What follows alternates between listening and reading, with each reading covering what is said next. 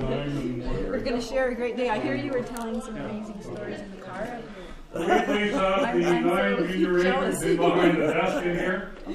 Okay. And Gordon Pinsent, stay there where you are, please. We're doing a family photo. Okay. Family photo. Where's their champagne uniform? Where's Simon? It's a Victorian portrait show. Marsha used to say. A portrait shop, yes. Go ahead. Across. I'll go around the back. And who's missing? Rex. Rex. Rex, yeah, where's Rex? Rex is all right. And Ralph. Oh, dear God. Where is Ralph? We need Ralph. We do need Ralph. No, we can't do without Ralph. John, is Ralph there? Yes, he's there. And where's George? And George. George is missing. He's probably gone off. Yeah, to look that's at good. where we're doing I this. think we can do that. Yeah, hey, Gordon. This is the one, this is the other side. And I can't tell the show. This is where you're driving? No. Oh, that's a great spot. She's at the ridge there. That's Jeff. Okay, Ralph. There's the darling boy, look at this. Oh, I'm sorry. Okay, where's George? Oh, we get one loose. Yeah, where's George? His wife. Oh, that's always the story. He sold him. Story of the life. All good. This is the White House. This is the White House. The Oval Office. Thank you. Except that George is George in the is picture. coming. George is coming? Okay. So we get to do this all again. What's to do? Want another chair? One other chair? Do you want another check? No, I don't. Two guys sitting down? Who elected Ralph president? We did! Everyone but his brother. Yeah, exactly. We tried to cheat him. So all we need now is George. There's a time they're holding your stomach. I know. I'll hold in yours, you hold in mine. Probably Ralph's You know, we were service. all on the spot on time. Okay, wait. We're just going to start together. Hey, just good to see you, buddy. Nice to be seen. As we used to Nice say. to be seen. So funny. That's exactly how I feel. Jeff said Oh, that it's he's got a so great great. taste for radio. No, when I heard it, yeah. I must remember that. Sure, one. on your way. We can relax and Okay. I don't know where George has gone. Does this bring back memories? Stop swearing now. Yeah, stop swearing now. We need someone over here. Someone over here, Rex. Oh, I'm not tall enough to. Fabulous. Look at that. Take it in. Cheese! Cheers. Oh, brilliant.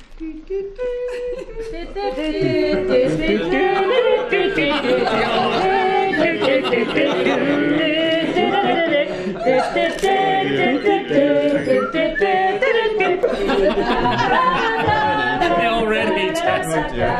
Okay, girls. Now we're going to loop that. XNY 556, right? Yes. Hey, for Someone has that as their license plate. A for Apple. Did you get it done that? No, they found it in a parking lot somewhere. Okay. And it's in this one, that someone has an X and Y 556. No,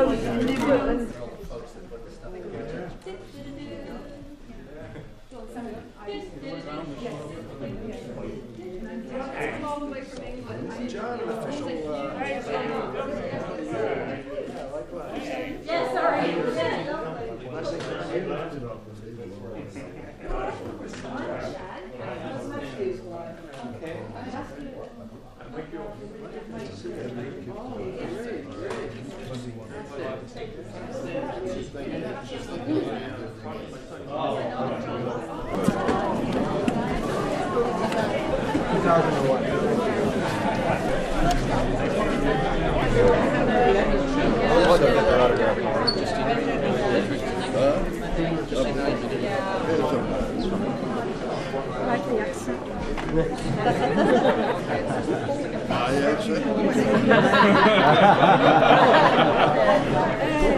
Good old Canadian accent. Pretty amazing, though. I brought the show. Obviously, that's why we're here. I don't know. Take a picture with them. I know, we're trying, aren't we? Anyway, just you know. Can you take a picture? Yeah, what do I do? The one last thing. He just Ready to go? Let's see. Digital show, I think it will. Hang on, let's take a picture. Doesn't work. Anybody got a pen? Marcus, There you get him go. out. Okay, hang on a second. I'm just taking a picture. Hi there. Hello. How are you? Got a pen? There you go. No. Anybody got a pen? About a Wednesday. There wasn't a whole lot of publicity. A friend of mine told me that he couldn't be here today, so he's really disappointed. Yeah. Wow. Peggy, you got a Sharpie? Peggy's got a Sharpie. Oh, I got a Sharpie. I mean, yeah, it was a bit late, but then I believe You're with him.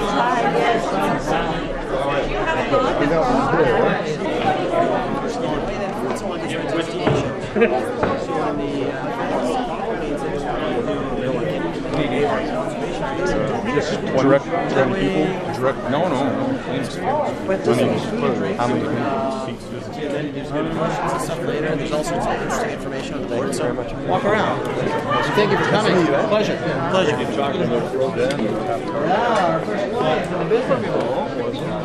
First guy who shot in 629. Stella. No, let me guess. Night Range. Night Range. We did on the very front studio. So you must know. Did for years. You too. must know my uncle Nick McCall. Oh, Or remember him? Sure I do. Jim. The nephew. Pleasure. Your first name again? Gary. Yeah, of course. Yeah, okay, absolutely. So I was in high school when we first bought 629, which was exactly Follow horses. Yeah, the background carriages. Still involved. Yeah. I know, I slipped away because I needed. There was a reason. Gabby. Yeah. So whereabouts are you from? well, I'm Irish, so yeah, but I've lived. Peter still lives in Ireland, but I've lived in England now for about 20 years.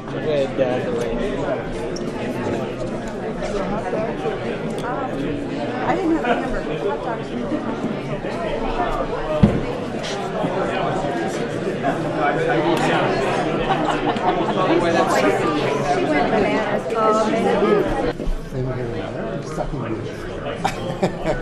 Some $30,000 movies.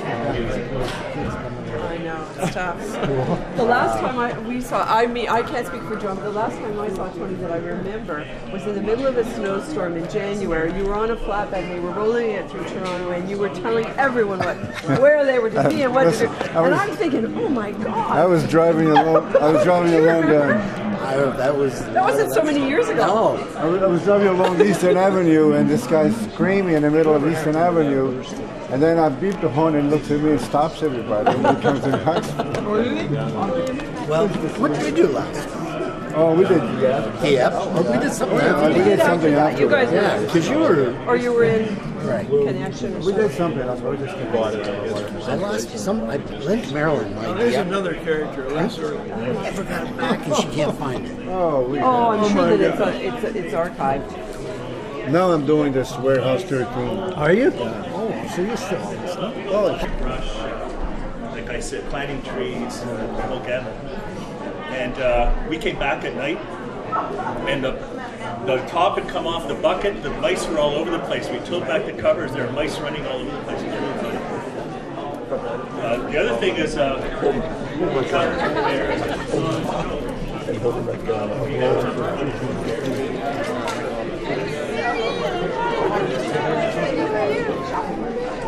yeah, it was the fourth week.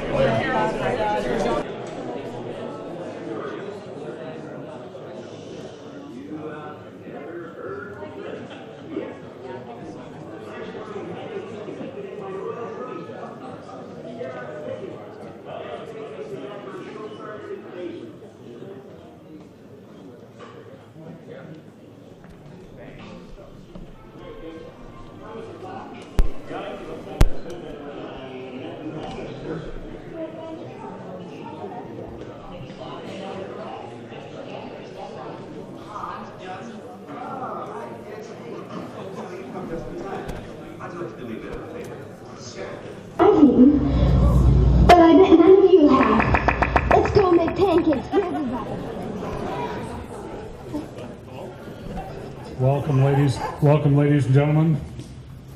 Good afternoon. Thank you for coming to the 50-year reunion of the Forest Rangers. I know many of you traveled from around the world to be here, and that says an awful lot about the show, the people that were in it, and yourselves as fans. I'm a fan. I watched the show. I came on when I was 12 years old, and I thoroughly enjoyed it. I wrote to Clayton himself to see if he was going to do a 50-year reunion. He said no, so I decided to do it. I hope you enjoy yourselves.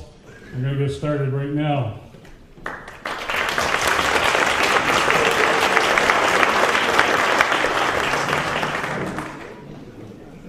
We are very fortunate to have a gentleman who grew up on the ranch right outside the doors here. Joe, where are you? Ladies and gentlemen, at the back.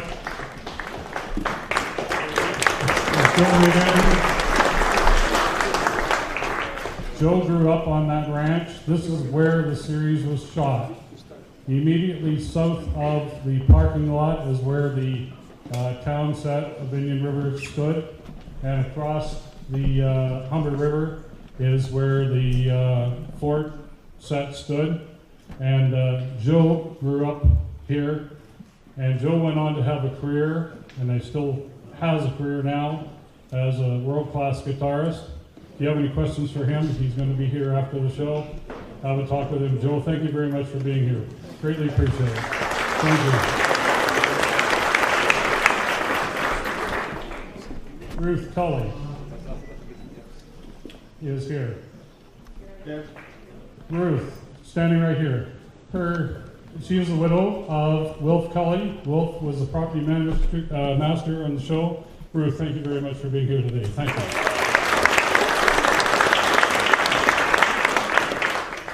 Many of you know that Joe Two Rivers, otherwise known as Michael Zenon, is not here today, but there's something good comes out of this, just a minute. But we do have his son and his family, Tyler Zenon.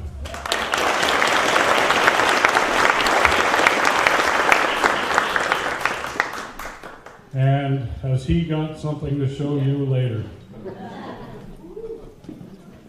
Maxine Samuels was the one that started all of this, and it's somebody that we really need to acknowledge and say thank you to, because she got this all rolling, and her nephew is here today, Murray Leader.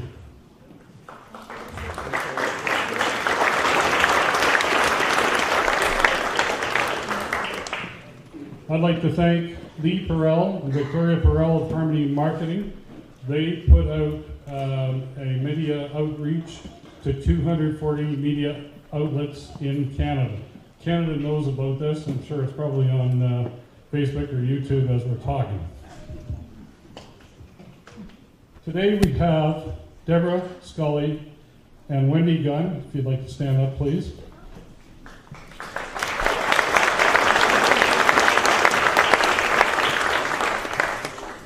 They are the daughters of John Gunn, who was the director of photography on the Forest Rangers. Now, the significance of this is we saw the Forest Rangers through their father's eyes. Wendy has assembled and brought a 67 photograph album with her today of shots that her dad took behind the scenes. One of them is a certain young lady. She's about 5-6 years old with the snout of a bear. I don't think her mother ever saw that picture, or she would never return. But they were on the set a few times. Thank you very much. And she's also got something else to share with you, and that is the original light meter from her dad on the show.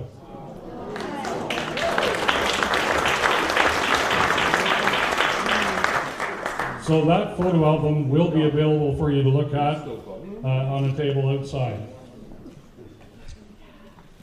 You're welcome, thank you.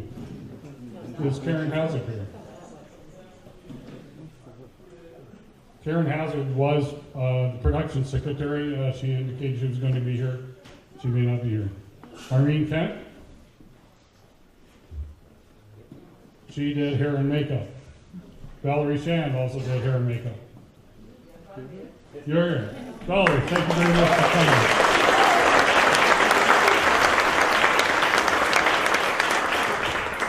Thank you very much for being part of this. Tony Lucibello. I know he's here. Tony, at the back. And Gary Flanagan.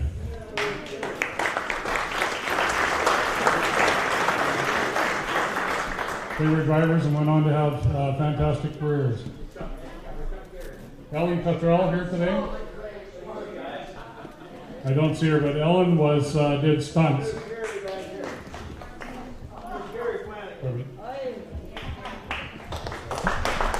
Old turn. That's Jeremy Mr. and Gary Flanagan. Tom Bishop. Are you here, Tom? No, but Karen has her, dude. Tom was involved in the horses, and did you do the rodeo, Tom, as well? Yeah. Yes. And he does that for a living. Tom, thank you very much for being here today.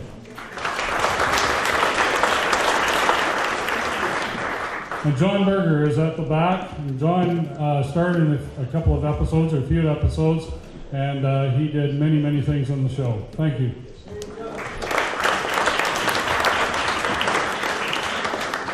Mary Ann Nittery. There she is, a lovely lady in a beautiful outfit. Mary Ann was the next one. Thank you very much. Gino Morocco is here. Where are you, Gino? There he is.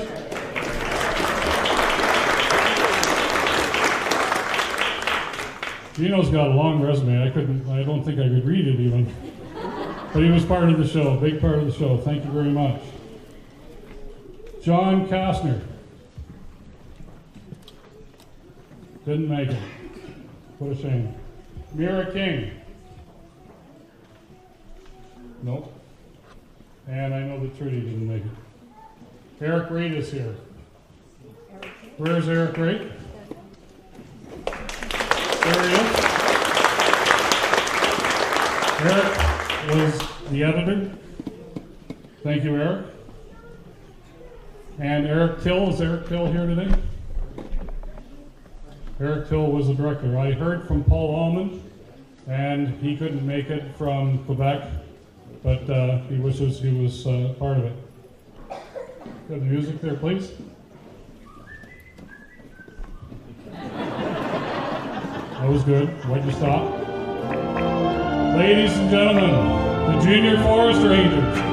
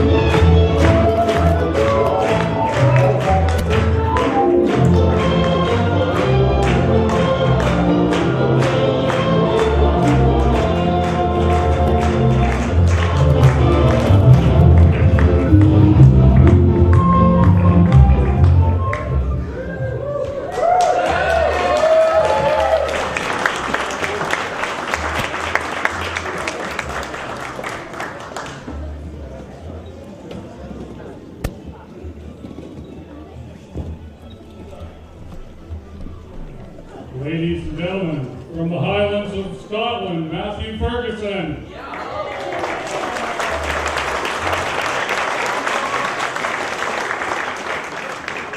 From Chester in the UK, Simon Tully.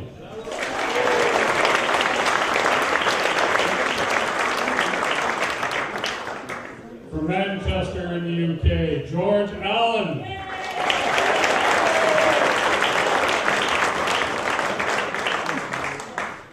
From somewhere in Ontario, Jesse Cahoon.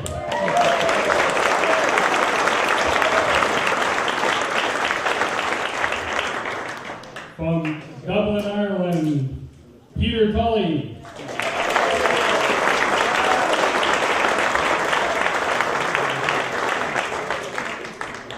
From Ontario, Simon Jago.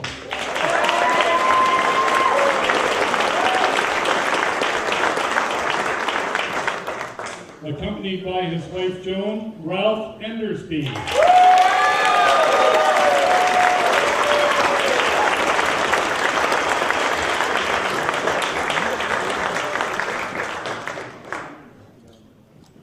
And also from Ontario, Susan Conway.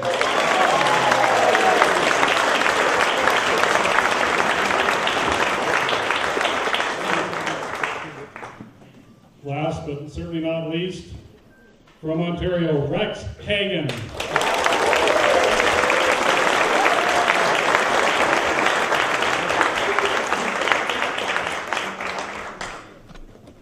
And the microphone and the floor is yours.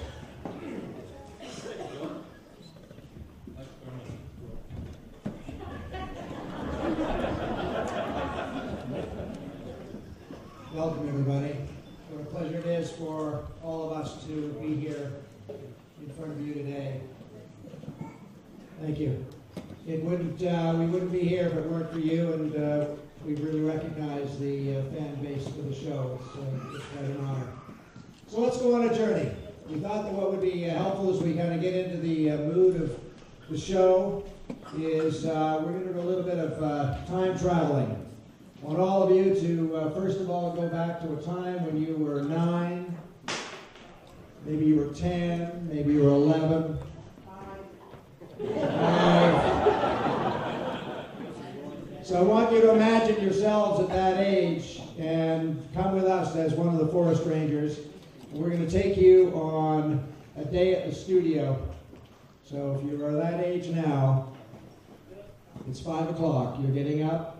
You know you're going to have a pickup that is going to occur at sometime just after 6.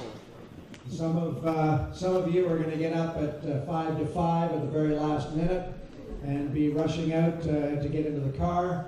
Others of you would get up and have a darn good breakfast. I learned how to cook myself a very good breakfast at 5 o'clock in the morning. Love that time. Over to Yorkville, where we would get picked up by a driver. This is in the first series. First series, you had to get yourself over to Yorkville and Yonge to get picked up. And then in the second season, they saw the error of their ways and picked people up at their homes. So getting over to Yorkville, getting in the car, and a bunch of kids where let's start the day. And we knew we were going to work, and it was going to be good fun. But we still had to stop for tea or drinks and donuts and start the sugar high.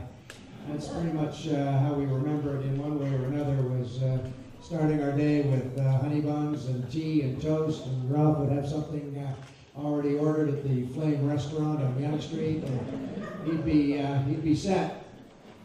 So up we came to this studio, driving up to where you entered into the door, and it was a working day for us. We knew we had to get to makeup. We knew that we had to get on our costume, which was really quite an elaborate affair, using the same outfit as we wore yesterday, only it had been laundered and cleaned, unless we were still shooting a scene that we had fallen in dirt. But otherwise, into the makeup area, Val Shand, I think you got introduced to her, she's here, and we get ourselves with makeup.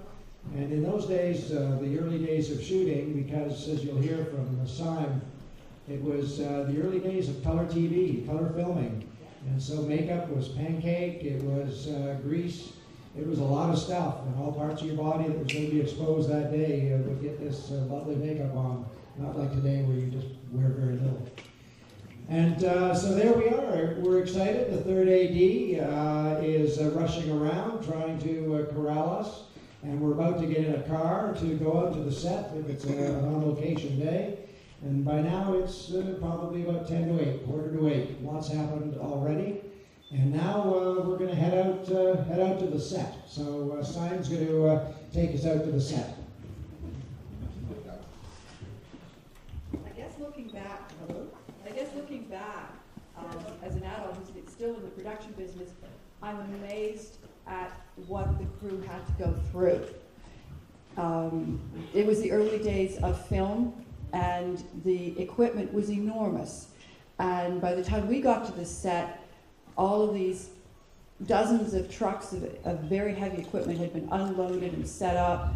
And I was always sure that John Gunn, our wonderful director of photography, would look at the script on a Friday and groan if he saw those things of rapids or bush or something. And I do remember him once, because I was always amazed too, we could find different bush areas, different wilderness areas. And I remember him calling to the prop department going, I want it to look bushier. And they literally went other places and cut down bushes and trees because he didn't think it was bushy enough. And you're out in the forest here. But anyway, John wanted bushier. But the discipline of the crew was astounding to me, even at that time. And it gave us a feeling of we had to be disciplined. We had to emulate what they were doing.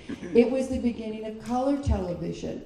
So these were the groundbreakers of the current TV. It was as big a step then as going into HD television now. It was just, and we put them through horrendous things. I mean, some of the directors, I remember the cameras sort of on angles down hills or standing on scaffolding in water. There's a great shot, you've got to see Wendy's, John's daughter's photographs of the boom operator Abe standing in water up to his waist with the boom mic. But they were reinventing how television was done. Inside the studio was just as much of a challenge because it was unbelievably hot. It was just horrendously hot. And the prop department was incredible because if you look into Joe Two Rivers' cabin or you look into the Fort radio room, the attention to detail of everything in the background, the things that we could use, was amazing. These people must have scrounged everywhere looking for this stuff. But to give you a little context, and I don't want to bring a downer down, but just a context of what was happening in the world at the time and how it did sort of interfere with our wonderful world of make-believe. You know how they always say you'll never forget where you were the day Kennedy was shot? We were in the studio shooting inside the Fort room. And I remember the impact on me because I had never seen adult men cry before. And the feeling in the studio was incredible that everybody was affected. And it was the only time I ever recalled that on another set, while we were still shooting, a radio was playing. And the people that weren't needed on our shot were gathered around that radio. And then finally, the director just said, okay, we've got to stop. We've got to carry on with what we're doing. But the atmosphere was never the same the rest of the day because that was this most incredible thing, and I've never ever forgotten it. But and the impact it had on the crew. But I also love the fact that a lot of our crew then became actors. Frenchie and Kurt, they then became part of the acting side of it, which I kind of liked too. I think Matt. Yeah, I remember that day extremely well. It stays in my mind as anybody who's around at that time. But on a much more soulful note, shall I say, what really sticks in my mind about Forest Rangers is that all of us here and all of the people behind it were like a family, genuinely. I mean, it's not just a soppy thing I'm saying. It really worked as a family. And one of the godfathers, in the nicest sense of that family, was the assistant director, Peter Carter, And Peter made things work. Actors acted, directors directed, makeup artists, who I will never forget, Val Shant, who looked after our emotions and everything else first thing in the morning. But it was Peter who actually ran the show, from my mind, and made it all happen. He had the energy, the directness. He'd tell you when you didn't get it right, or things were going wrong. You kind of knew, and God help anybody who made a sound while we were filming or recording, because they absolutely knew they would never, ever do that again. So Peter was really a powerhouse, and we had lots of people around like that, from the grips, the lighting guys, everything, from the drivers. It really worked as a family, and it taught me so much about professionalism and working as a team. And I learned so much in that show, unconsciously, as perhaps some of our fans did, about some of the issues or the undertones of it, that taught us something very important that we didn't even know about then, you know? And I come to think of it, on reflection, as one family that I love dearly in memory, and have taken things from it to the future in my life. Well, following on from what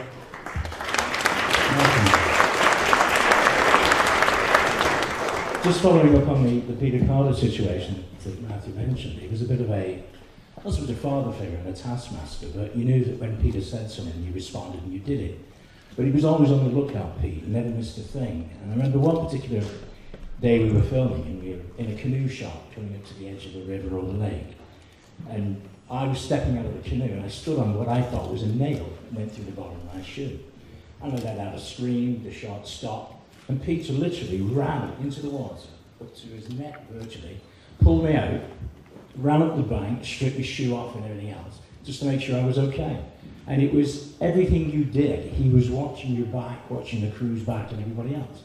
But as Matt said, it was one big happy family. From the moment we got there in the morning, Val with the makeup and everybody in the wardrobe, and yes, you put the same thing on the day after day after day, but it had been cleaned and you were all right. But to be fair, I'm just overwhelmed by all this. I mean, I just cannot believe the number of people that have come along to support us at a show that was done nearly 50 years ago. I haven't been back to Canada for 45 years. I've been here 2 days, and I cannot believe the pleasure I've had, the people I've met, how nice everybody is. And in the world we live in today, which is not a pleasant place, I'll be honest with you, with what's going on all over Europe, Middle East and so forth. But I've come here and I'm just absolutely astounded at how nice everybody is. And everybody I've met, and hopefully be that way for the rest of the week, I'll take these memories back.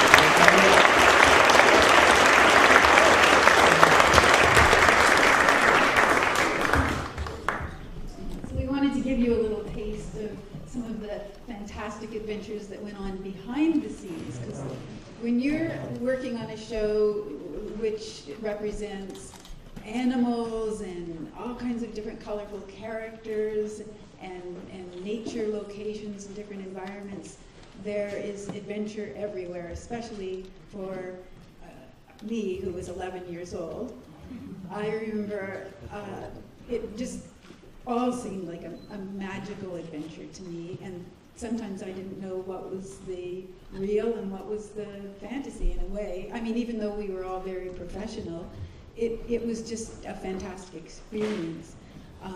One of the stories that stands out in my mind is at lunchtime, we'd often go over to the chuck wagon, which when you came down the hill, you saw a little bit, you got a little flavor of that ranch atmosphere when you came down the hill, and you saw there's still a barn there. I just got a little chance to look. But to your left, there was the Chuck Wagon restaurant. And the Chuck Wagon was where we'd go for our burgers at lunch, or if we didn't go up to Shunks at the top of the hill. In those days, you didn't have prepared meals the way they do now on a film set. We just bought our own lunch, and there wasn't much protein there, let me tell you. Because for many of us, our parents weren't on set with us. So anything goes, and Rex mentioned those honey buns and those chocolate donuts. But anyway, I was just reflecting back on one particular occasion when I was going over to the Chuck Wagon restaurant, and I was by myself, and I heard a sound, a voice. It was coming from just somewhere, and it was, "Kathy,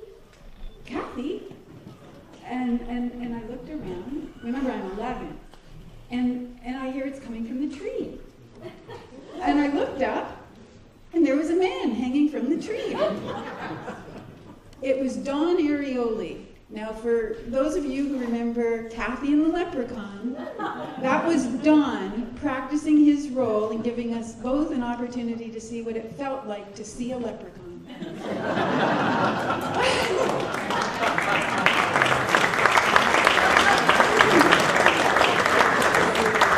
didn't know how that was going to come out, but I think you liked it.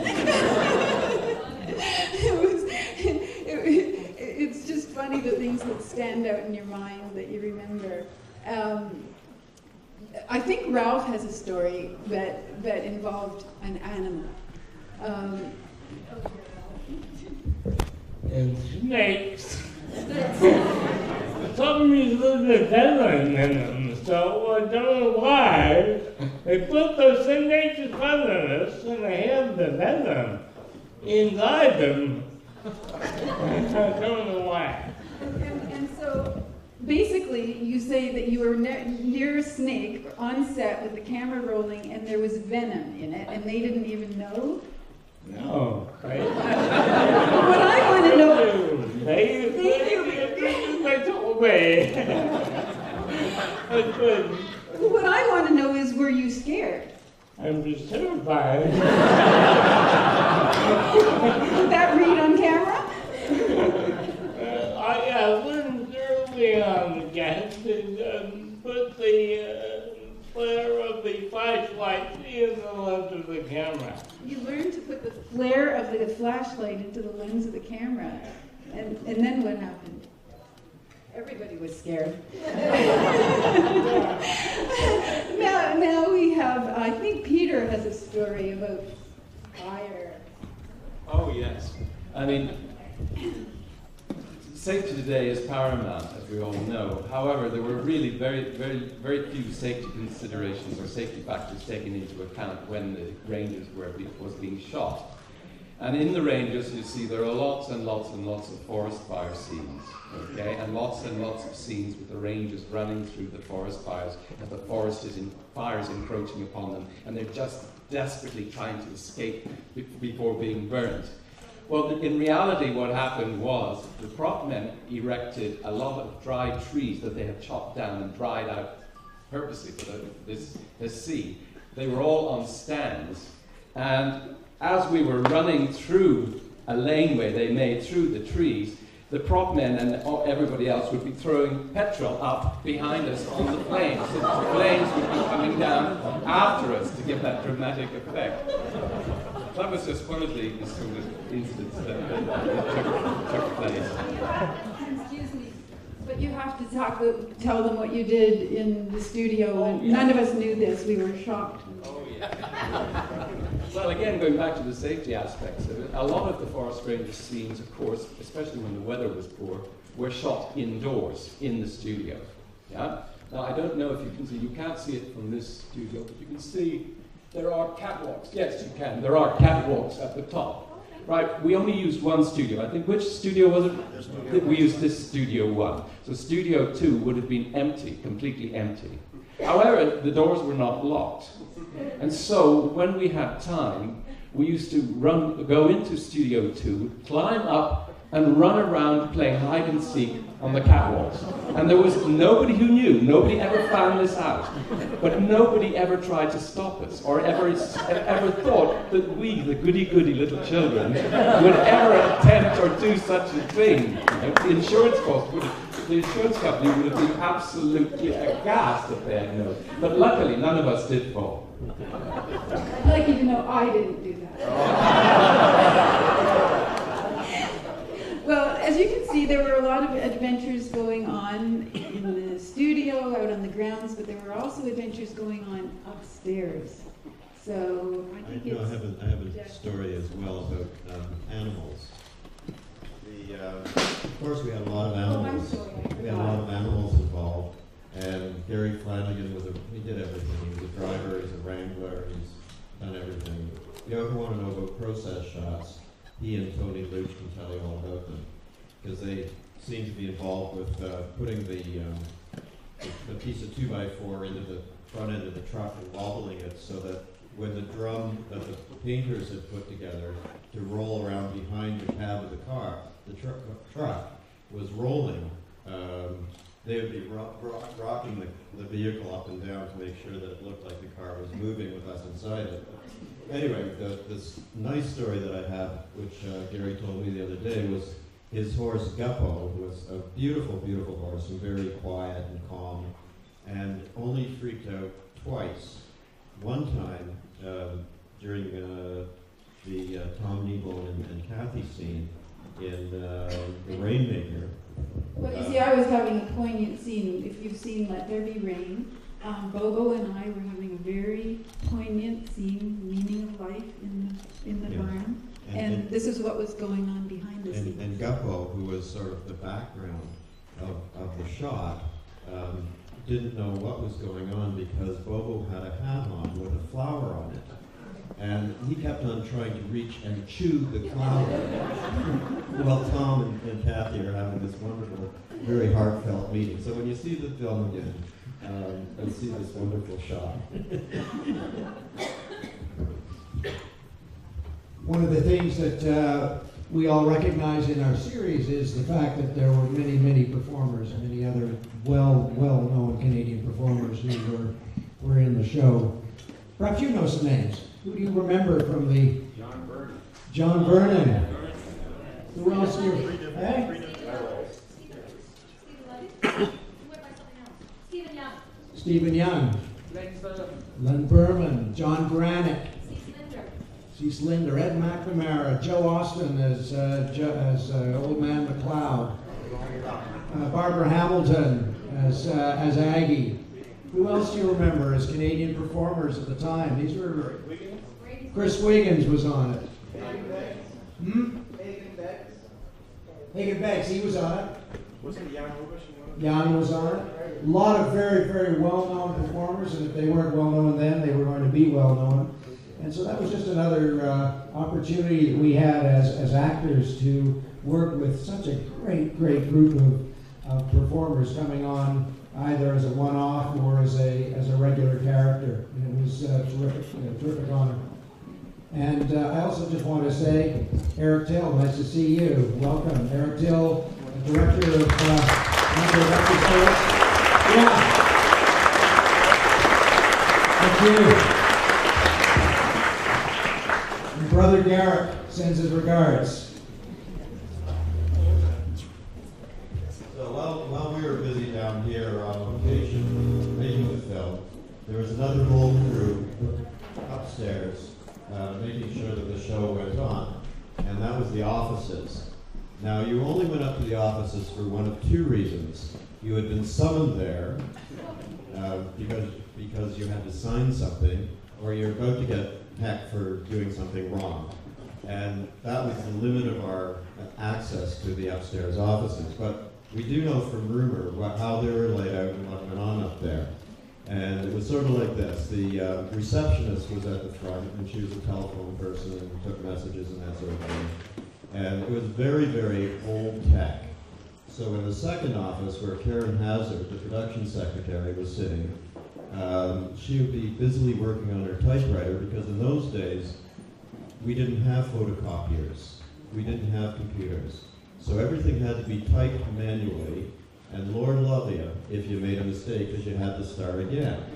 Because everything was then put onto a Gestetner machine and cranked so that the copies could be made, which made it really, really challenging sort of time that we were about to leave, and the call sheets had to be put out, and any script changes had to be put out, and that became a little tense. But the show itself was costing a whopping $25,000 an episode. And Maxine, she put this whole thing together. And she walked into the Bank of Nova Scotia and walked out with a commitment of $500,000.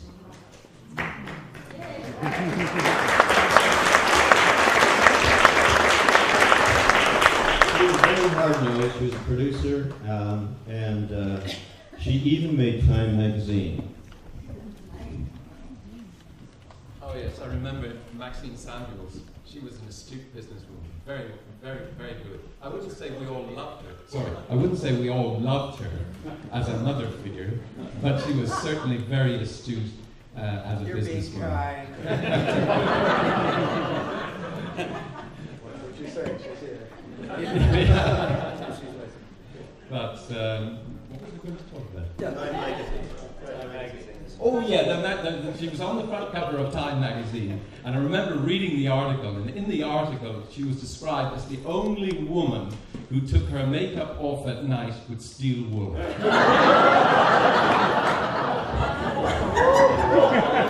was a loving statement. I have another Maxine story, if you... Oh, okay, well, just because the upstairs was off limits didn't mean we didn't go there. So I used to love, and I think some of my pals here did too, I used to love to go upstairs and say hi to Karen in the production office, and then go past the boundary line and go in and see Eric Raitt and George and Hav and the editors and kind of hang out there. And this one particular day, I found a big black tube of black ink.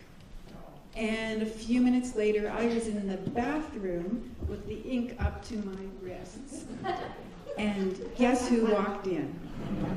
Now, I have to tell you that I looked up to Maxine Samuels, and I saw her as a kind of a goddess that was not part of our everyday life.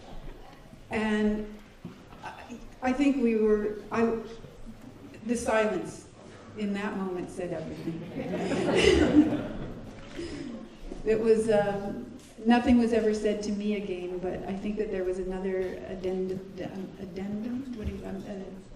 that came down. The children will not go upstairs.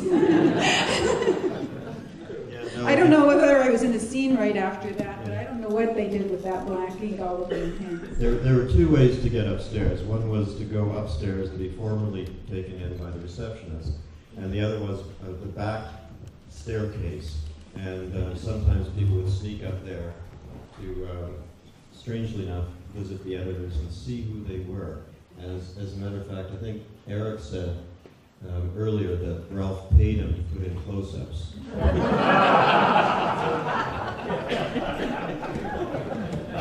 Right, and now it gives me great pleasure to... No, Peter.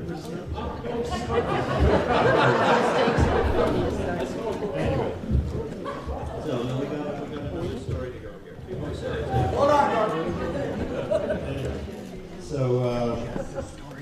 So Maxine was ably assisted by producers Ted Holliday, Bob Duckworth, who was the controller, accountant, and later Bill. What do you have here? Okay. But sometimes the gods got back at these folks. Because as odd as we were, things happened. So one day, Ted Holliday drove up into the parking lot, parked his vehicle, pulls out his briefcase, and puts it on the ground. And Tony and Frenchie and PC, Peter Carter, were standing outside with Spike the dog. And Ted looks up to the sky to see what the weather is going to be that day. And he's looking up, and Spike wanders over, sniffs his briefcase, and peed all over it. Ted didn't notice this, looked over to PC and said, what do you think? Picked up his briefcase and walked into the studio, not noticing that everybody else was laughing their heads off.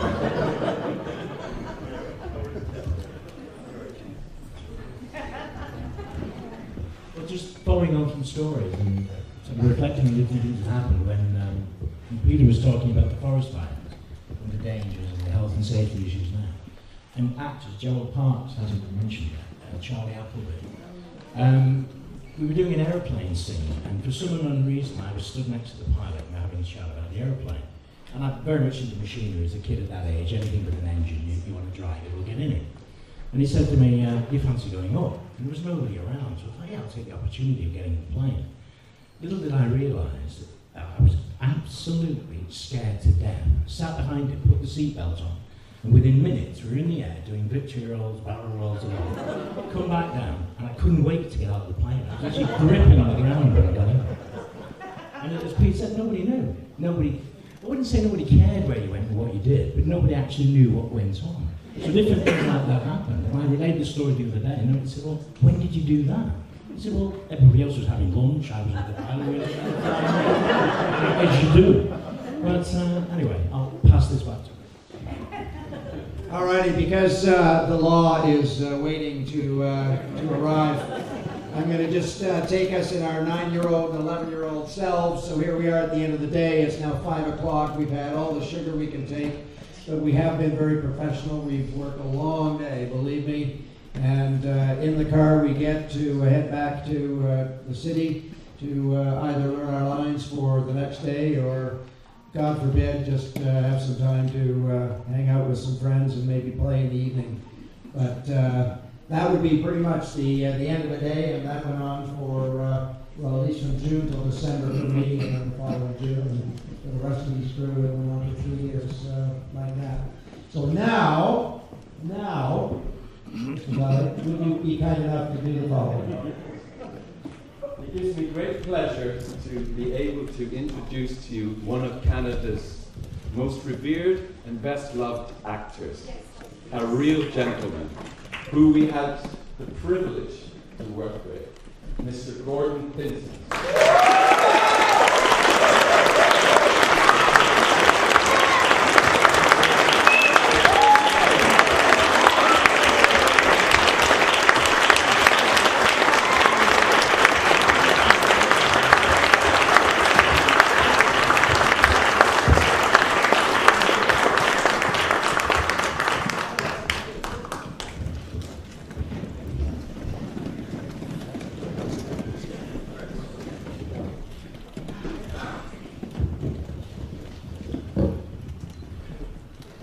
Ladies and gentlemen, it's my pleasure to introduce from Iqaluit, Nunavut, Mr. Robert Eno.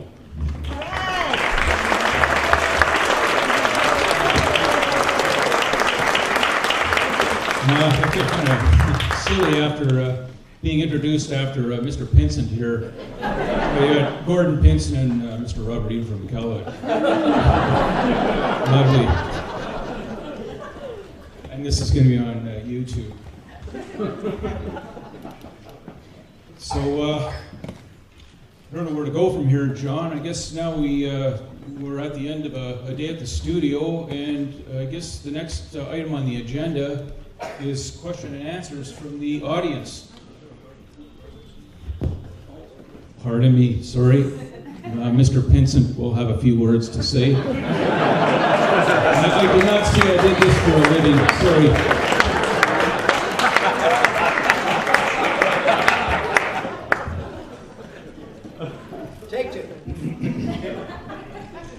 Thank you very much. Good day.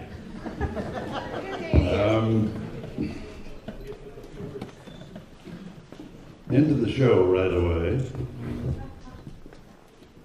Turning me into a Mountie was not the easiest transformation on anyone's mind at the time, but coming down that trail today was exactly the way we came down beforehand. From the very first time, a transformation kind of took hold. I was in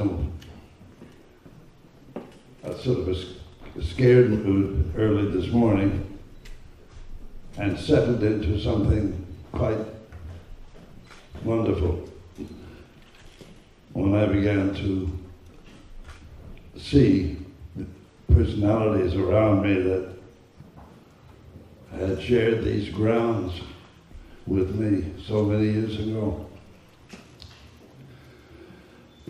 I didn't think when they invited me that I would ever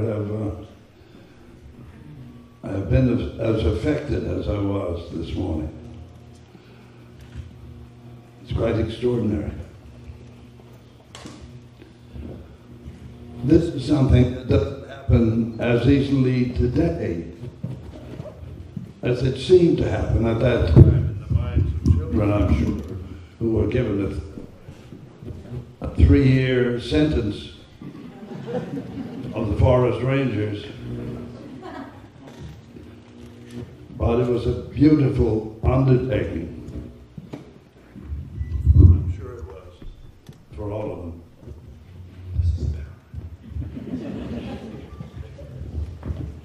And a little music behind this wouldn't hurt, as you know.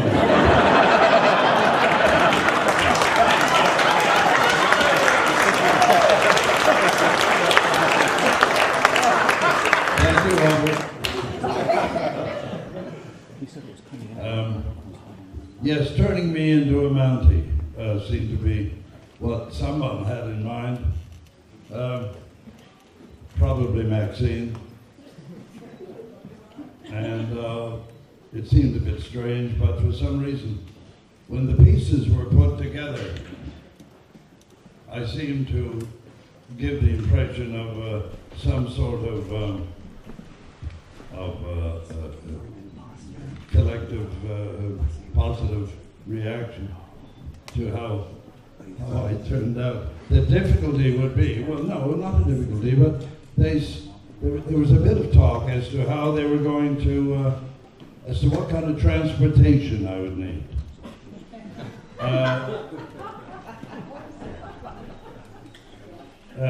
They threw out a horse right away. Second choice, well, I would have parachuted in. I enjoyed the whole idea so much, and once I got into that unit, that red coat and the rest of it, you couldn't stop me. I was this fool from Newfoundland who wanted dearly to take part in the party that was happening in town. And it didn't stop, that feeling. The arrival in the morning, the coming down that trail, again, another transformation daily into this playground, and I was taking part in it. But you were quite a driver, Gordon. I was quite a driver. Thank you, Rex.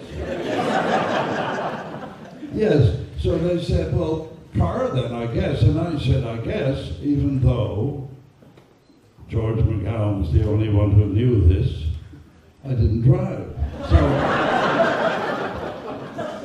and my mind went back quickly, if you don't mind my veering off for a second. I also showed up 4 years ago, and I said yes to everything. That was one of my things, saying yes. And I showed up for the last of the Mohicans. Turned out to be the Forest Rangers.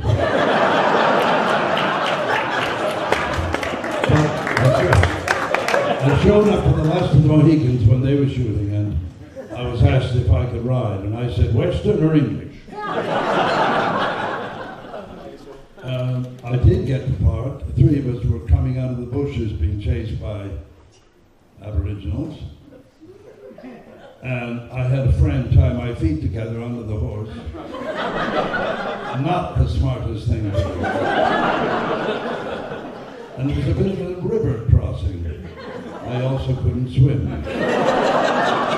However, the rope did something strange to the water, did something strange to the rope. So I ended up sideways. And the other two fellows fell off. And then I went past the camera on the other side. The director, Sid Newfield at the time, said, look at that bastard go. Well, here was I again now. I was driving. I said, and they said, do you want a standard?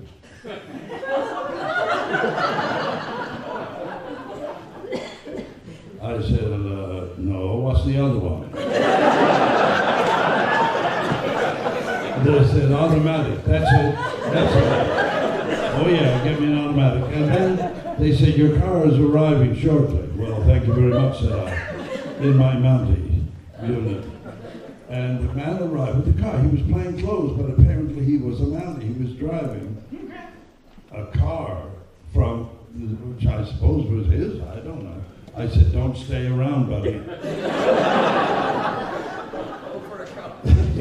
for coffee. So there was a territory in front of the fort, for those that remember, and it went over a slope. I was down under that slope, waiting for an action, relayed. There were about 3 actions. Gary Flanagan doing all of them, I think. I'm not sure. Anyway, I'm there at the wheel, coming up, approaching the fort to park outside and everything else.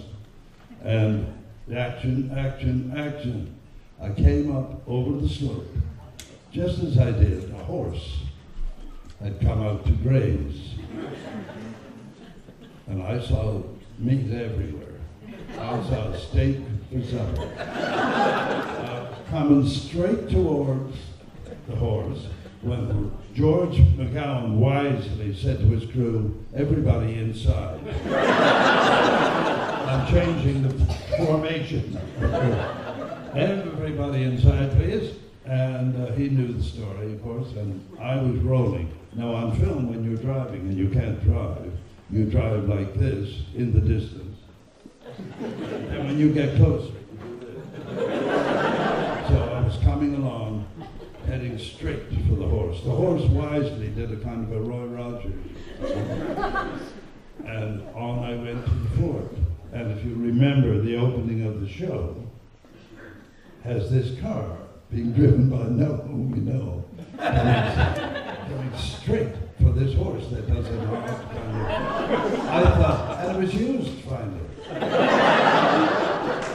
It was the best work I did.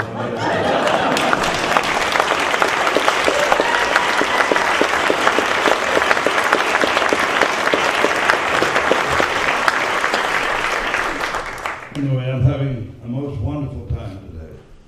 You are the best people ever to come out here for this. And honestly, it just feels as though the entire place is filled with warmth and appreciation for this particular show. Once people came down that hill, whether they were guests or regulars on this show, seemed to fit immediately as they hit the bottom. It was another world. And you were immune to anything, and off we went. We dipped our heads into a strange makeup. Seemed like peanut butter or something. We all had it. It was the same stuff. And that was it. And once I got into the suit, watch out, Canada. You know. So that's the story here. Thank you very much.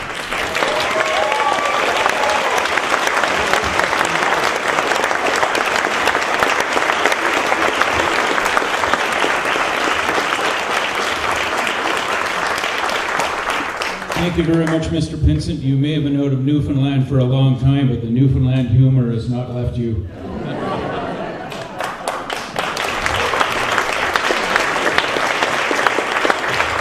I hate to dampen this prestigious event, but apparently we have a criminal code violation happening here, impersonating a police officer. And we have Constable Russell here who is coming to sort this problem out. Please come to the front, Constable Russell.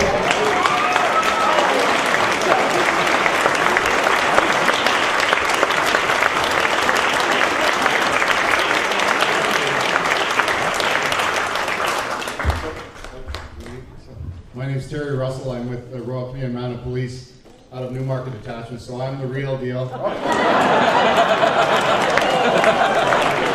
Yes, I'm carrying everybody else. So they said that for many, many years, there's been somebody impersonating an RCMP officer. And we've never been able to catch him, and he would be here today.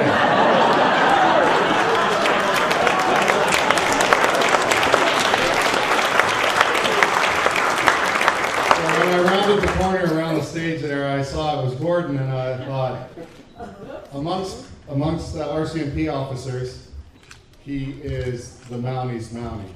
And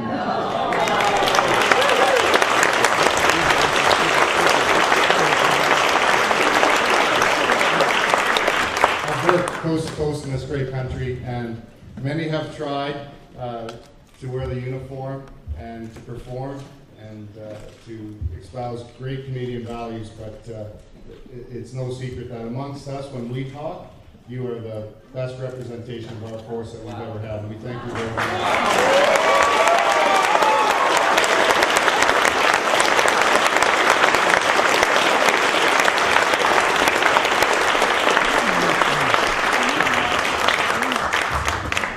Very junior, and I was posted in North Vancouver, British Columbia, right out of Regina. I asked for Nova Scotia, so they sent me to North Vancouver.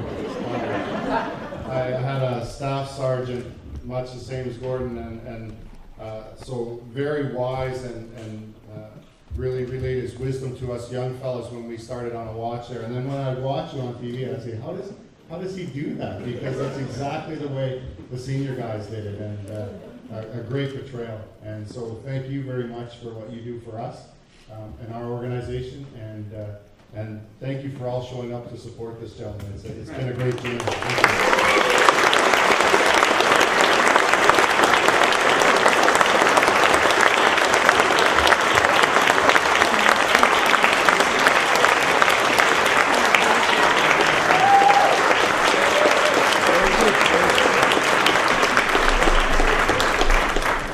Very much, Constable Russell.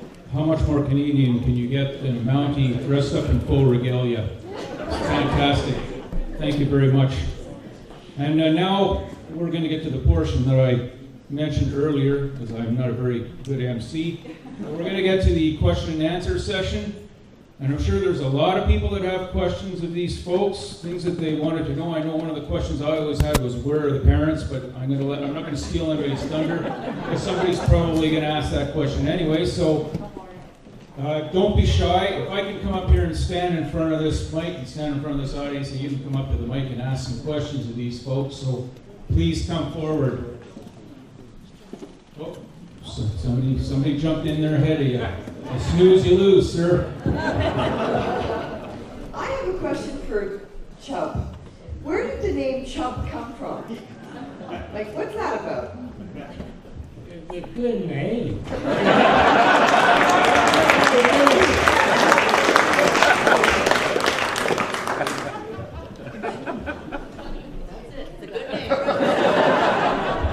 Yeah, it's not like this name.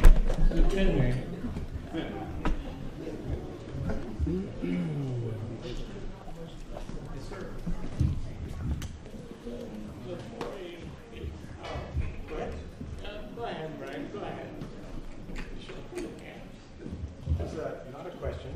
But thank you.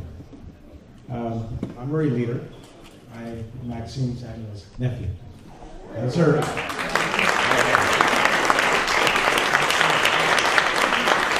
I want to say thank you because you all, cast, crew, fans, are what made this show such an important piece of Canadian entertainment history and an important piece of Canadian cultural history. My aunt was a very tall, very good-looking, gorgeous woman. Tall, good-looking, kind of like me. But seriously, she had a lot of passions in her life, and those of you in this room who knew her knew that. She was very passionate about the entertainment business. She was also very passionate about the 4 husbands that she had, not all at once. And she was passionate about scotch and horses. And not at the same time. But if she were here today, she would say that this is the most wonderful moment in her life, and it is for me. I thank you for being here.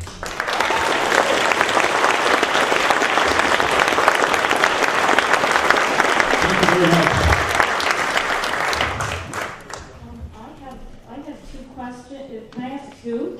But they're not so much related to the show because I've gotten all the stuff answered with the talking. Is that okay? Fire away. I'd like to ask Ralph something. I'm sure I've seen you somewhere else, and I'm wondering, were you at Expo 67 in the middle of October? I'm guilty. I'm very guilty. Does that mean yes? Were you there? Because I saw you. Oh, did you? I did. And I was with somebody who said Strangers, and I said, really? And then I giggled, and then you went like that. No, that was so long ago. It was 46 years ago. No?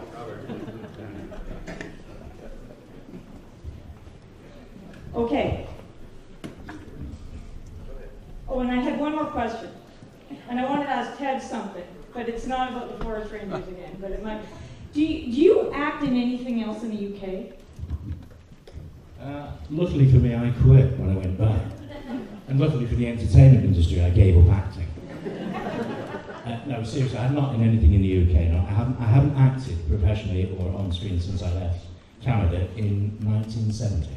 Okay, because I thought I'd seen you. I've just got one of those faces. I thought you were in like Coronation Street or something. So. I wish, yeah. But no, seriously, I haven't done anything professionally since I left.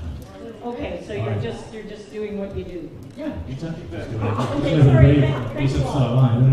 Okay, thank you very much. Sorry to take up so much time. Clive, could you come and tell your story about London, please? This is Clive Endersby, Ralph's brother. A well-known writer and all-around good guy. Hi, everybody. I was in London for most of the Forest Rangers because I was acting over there while he was starring over here. And he came over between season 1 and season 2, or season 2 and season 3. He came over to London, and I was taking him to a party. And we are standing on the platform of one of London tube stations. And I'm looking at him and I'm saying, Ralph, this is England. This is the home of Shakespeare and Chaucer. And nobody's heard of the Forest Rangers. And nobody cares about the Forest Rangers. So please don't embarrass me by talking all night at the party about you and the Forest Rangers. And he went, oh, okay. And I turned around on the platform, and there was a girl who was about 9 or 10 years old with her mother who went, oh, it's just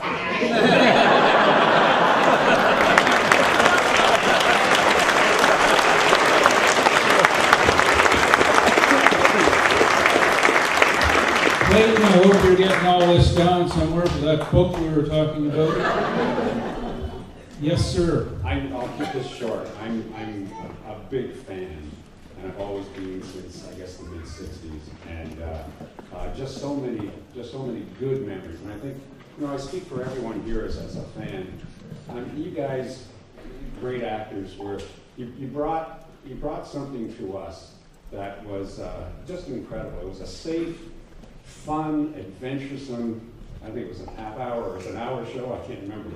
It was just a great feeling. And to see you here and to, just to be part of it and to hear the stories that you relate is just incredible because it really touched me when, to meet Rex. And, I met him a number of times in the past. And just a quick story was that I was enumerating in Toronto back in the, 70s or anything. I knocked on this door and the door opens, and I stood there, and I thought, I know you. You're Pete. For Pete's sake. And my whole system went, anyone would be, if they met a forest ranger, because I've always wanted to be a forest ranger. I drew the crest and things like that. I dreamt about it, but I just wanted to say that it's such a great, and this is the first time that I've ever being in the midst of people like you and for the connection that you made. But I think for all of us, it's I don't want to be sort of cliche, but so Canadian. It's such a good feeling.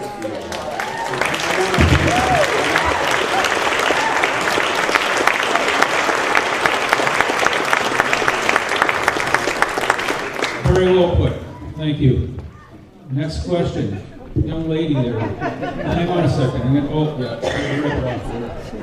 Was it hard for you guys to work on set and act? No, it was fun.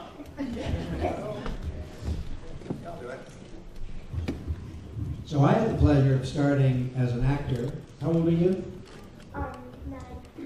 young. Well, I started when I was 5.5. So back those times, it just became something that certainly I was doing, and a number of us started when we were very young. And by the time we got to be doing the forest ranges, for the most part, it was a job, but not a job meaning bad job. It was something we had to do, and we were working with a lot of professional people. So working on the show, it was hard in terms of the long hours, but it was so much fun, and we so loved it that I don't think any of us would say that it was a tough thing to do. And plus, we were professional performers. That was our job. And we loved doing it.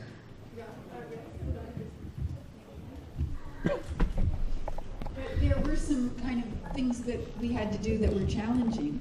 I remember sometimes in the winter when it was freezing cold, they decided they had to shoot a scene from the summer. So we had to stand out there and act really relaxed, and it's like 10 below zero. And so sometimes you never know when you see one of the episodes if actually that was shot in the winter. A pickup shot, they called it. Sign. Talk about your fears. Oh yeah. I was terrified of horses. I was absolutely paralytically terrified of horses. And they kept trying to find another horse for me. And I believe the Circle M Ranch did trail rides. So they decided at one point, okay, we're going to give Gabby the lead horse, the one that always took the lead on the trail rides. But then the directors didn't want the little girl first. So they would have rats bang on the nose of the horse to back it up because I wasn't strong enough to pull the reins back. And they also had a thing where we had to hit a mark. The horses had to stop at a particular mark. And they would draw a line in the dirt or something, and it was really hard to see that. So I remember one day one of the directors said, oh, put a sandbag there, but they didn't warn the horse. And they just walked up, dropped the sandbag, the horse went up, and I went off again. So they eventually got me, I think it was the daughter or somebody who lived on the ranch, had a very fat, was it your pony, Bluebell? No, I made it double for you. Oh, you doubled for me, yes.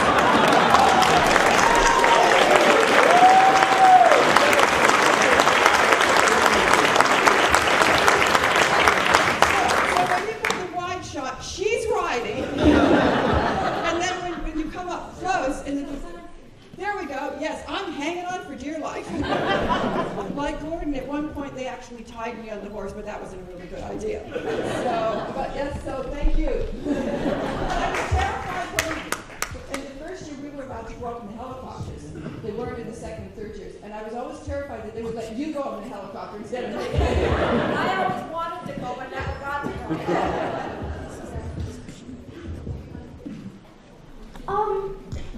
Well, it didn't, in the episode where it's Chubb's birthday and you go around and he's trying to chop down the tree. When you're on the horse, it doesn't look at all like you're scared. Oh, thank you very much.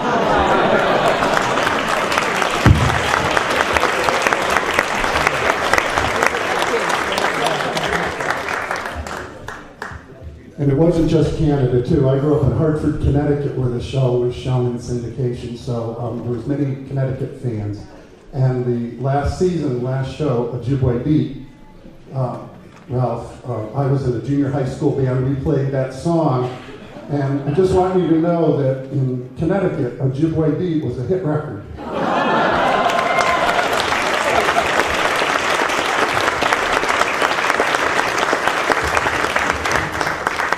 Thank you very much for your show. I love it. I grew up on it. Gave me lots of morals and values to follow for the rest of my life. I thank you. But Gordon, I have a question for you. You must have an affinity for being a Mountie because you fall right in the due south. Yes, I don't know how that happened. There were a couple of other shows as well where one that I had written, where I ended up in a red coat as well. I think that comes from an old actor's thing of stealing the scene or something, coming out in red, you know.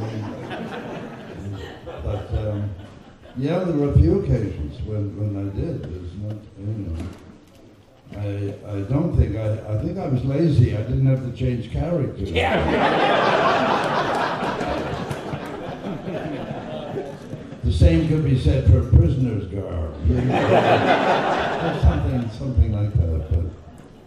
But I've loved it, each and every coming You're a out. great actor. Thank you. Thank you.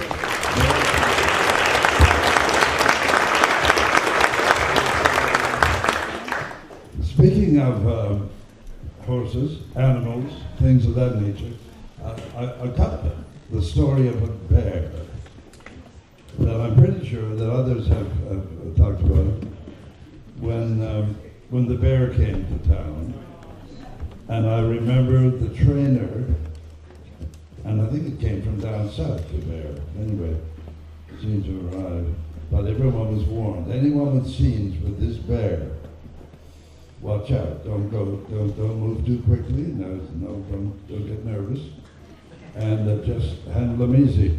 Well, we were all lined up. The studio was dark, with the exception of the fort, of the clubhouse. And now this is going to be. This may be slightly different than what most people remember, but it seemed that I think we were all there. In fact, Reg Morris was on camera. John Gunn, all the others were around. A director whose initials were P.A. directed this particular scene as well as the rest of the episode. The trainer was up in the loft. The bear was to, according to script, come through the door,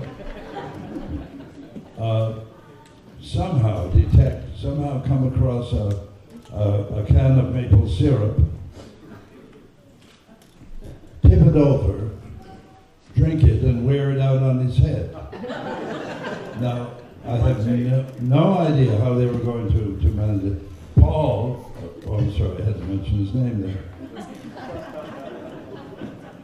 He had the most lovely logic, Paul, didn't he? I mean, in one instance, it kind of made sense when he would say these peculiar directions and things, but he said, all right, here it comes. Here it comes. Oh, come on in, bear. Come on in. There's the can. There's the can. Go over to the can. He's not going yet. Go over to the can. Go over to the can. Oh, he's going. He's going. He's at the can now. He's at the can. He's nuzzling. He smells it. All right. Now, you getting this, Reg? Yes, I'm getting this. All right. Now, tip it over. Bear has to tip it over now. He said to the trainer up in the loft. Bear tips over can. Finally, oh my God, he did. He tipped it over, and now he's drinking it. He's drinking it. You got this, Reg? Yes, I got this. All right, fine. Now he wears it out on his head.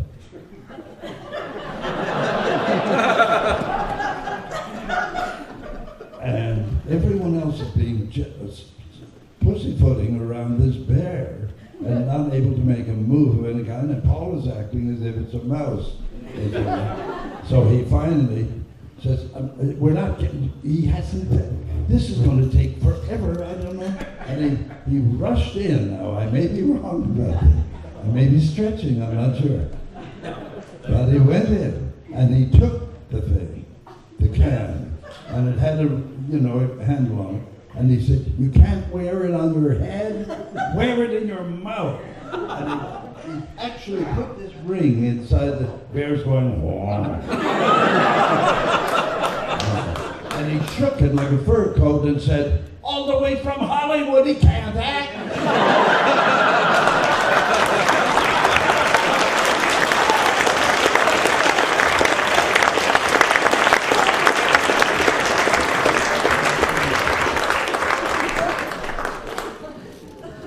Ladies and gentlemen, we'll take a 15-20 minute intermission. There's lots of food and drink here, courtesy of CineSpace, and lemonade and cookies outside. So let's take a break. Thank you.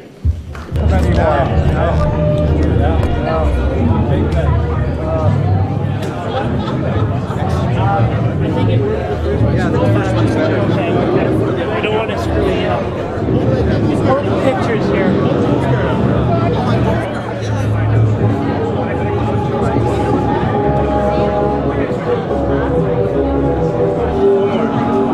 Perfect. Thank you.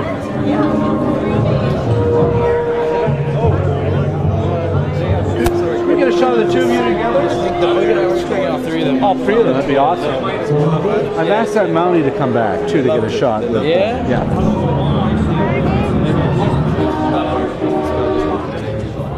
If we get you guys together, that'd be great. Job, can we get a shot of you three? Yeah, that's great. Fantastic. Thank you. Jim?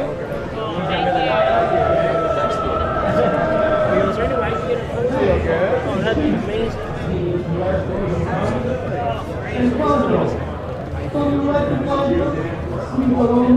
We're good. We're good, thank you, sir.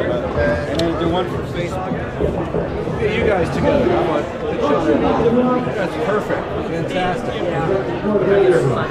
Thank you very much. All three of us.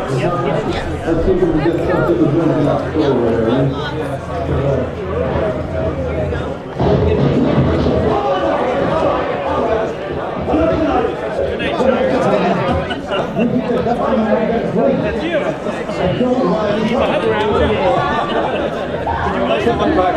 Put that same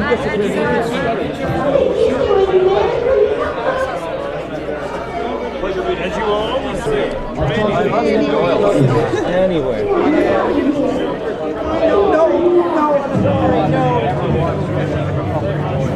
Wonderful. Thank you so much.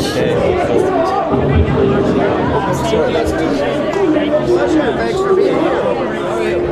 Sam Cannon. Yeah. Can I get your I need one for me and one for you. Oh, okay. One for you and the girl. Okay. They got tired. They had to go home. Oh, okay. Yeah, we called Mom in and Mom came and got Yeah. Okay, so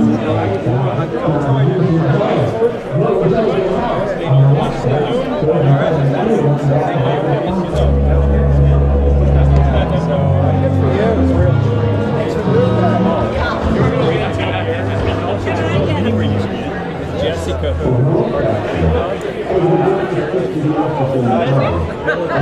No, it's not. Is that it? Just which? Oh, you want all? Oh, yeah. There was three. There are three. Okay. No, actually, stay on the bit.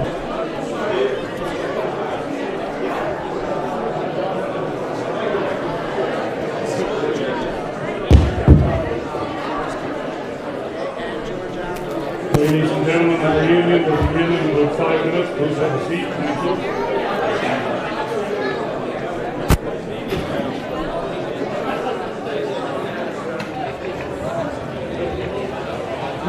Take us to break everyone in this town. Just one fast drive through. And we got the meeting, you know. So you cool. We have worked totally inside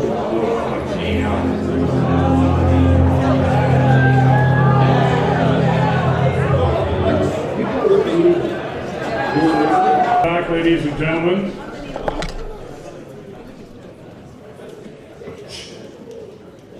Thank you. Ladies and gentlemen, this year is the 25th year for CineSpace Film Studios. And here today is Jim Mercopoulos, the Vice President of CineSpace Film Studios. I'd like to thank you very much for sponsoring this reunion.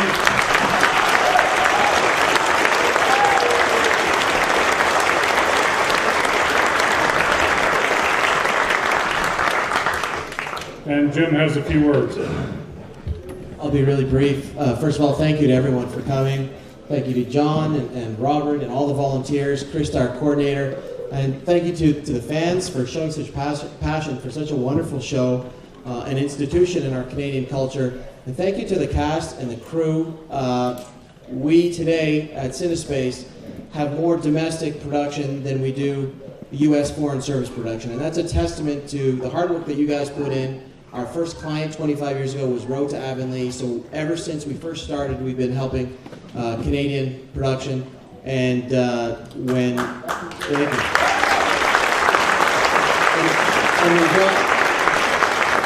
John called me in January, February, said we'd like to, have a tour of the facility again. I said, no, you have the reunion in the facility this time because it's our 25th year. We want to celebrate all together. So thank you for building our industry. We're all reaping the rewards of that right now in Canada. Canadian screen content is all over the world right now, thanks to you guys. So thank you.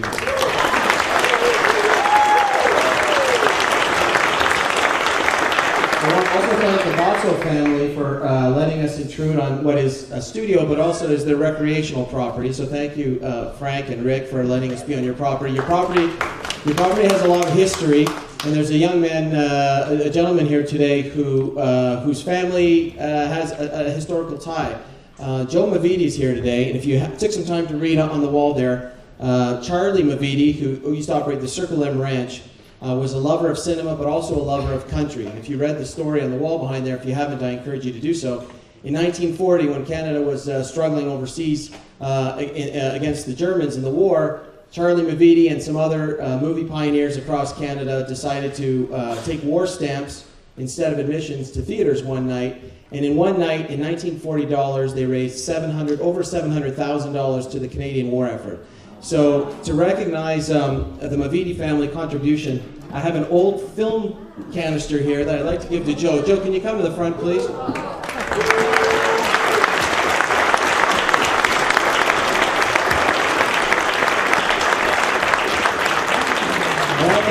I want to thank my cousin Mike Sarajanis, who's a handy guy. He helped me bronze this beautiful film canister. He did all the work, actually. Joe, thank you. You hold it. I just want to read it out to everyone. To the Mavidi family, on behalf of all proud Canadians, a small token of our appreciation of your family's love of country and love of cinema, as demonstrated by the Win the War campaign of 1940 and through the dedicated efforts of proud Canadian Charlie Mavidi. So thank you again.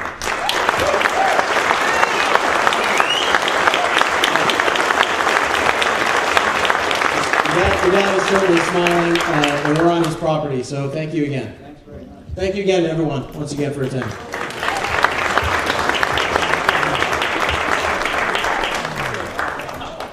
And now, ladies and gentlemen, back to the Robert Eno Show. You're trying to embarrass me, aren't you?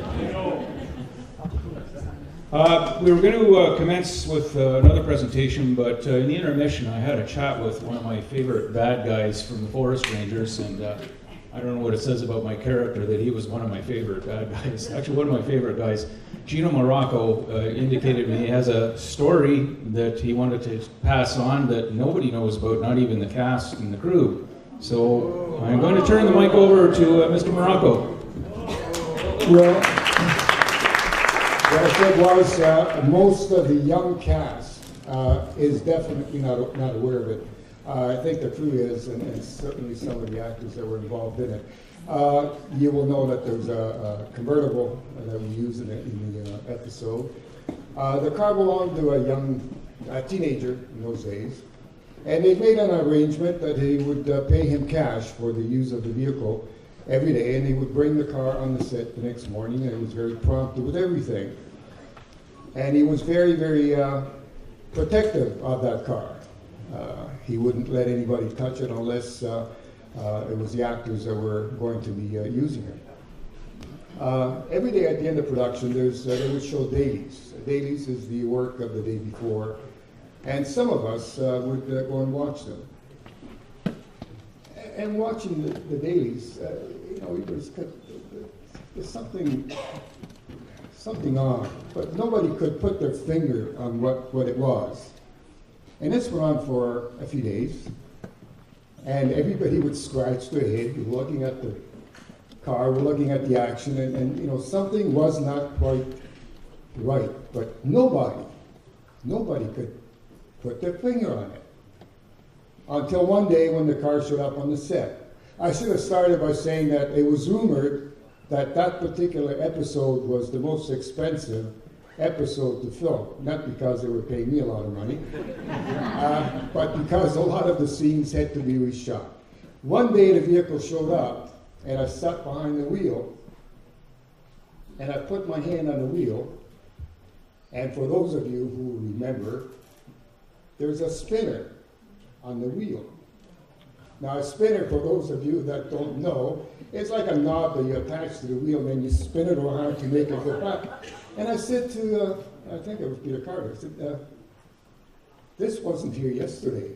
And he said, what do you mean it wasn't there yesterday, man? Like, I'm the guy that's driving the thing. There was no spinner on the car.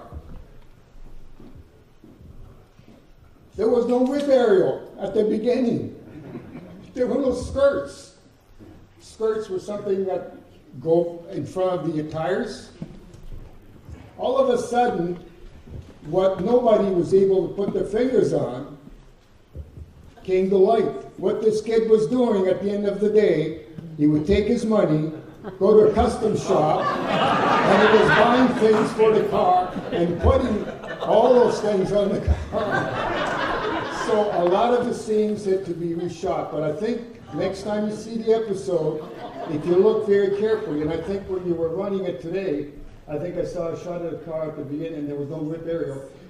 If you look very carefully, you might notice some things that are on the car in one scene or one shot and not in the next.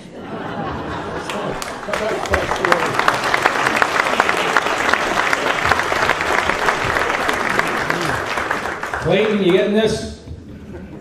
For the book. Trying to get Clayton to write a book. This next presentation is rather amazing. I know the background story because I've been kind of following some of the stuff that's going on. We've got Mr. Tim Lay is going to come up front and make a special presentation.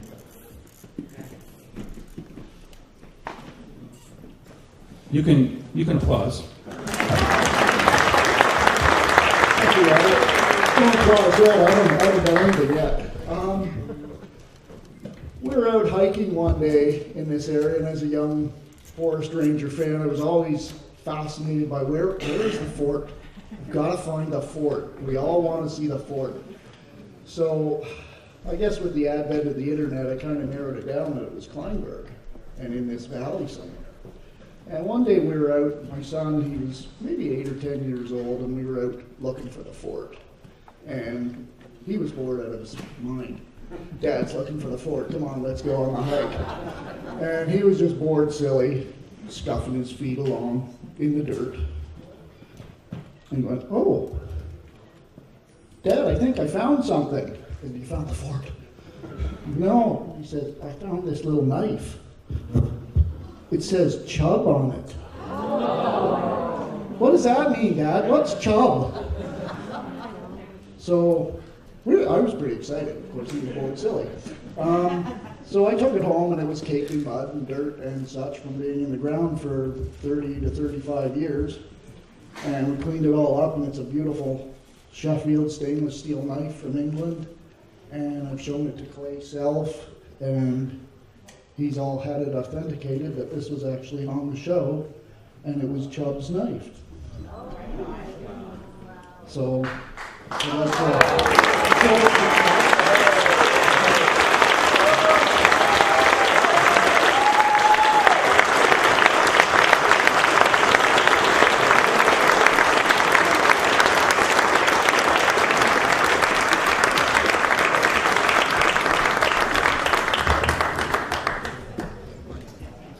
So if you would like to keep your knife, you can, but if not, my son would love to have it back. He now knows what a treasure this is. So thank you very much.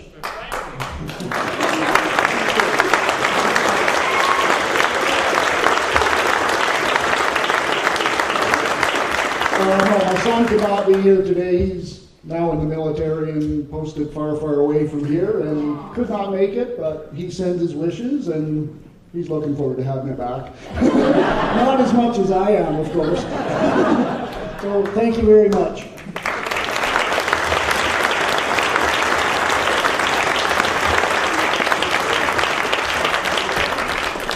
That is the epitome of honesty.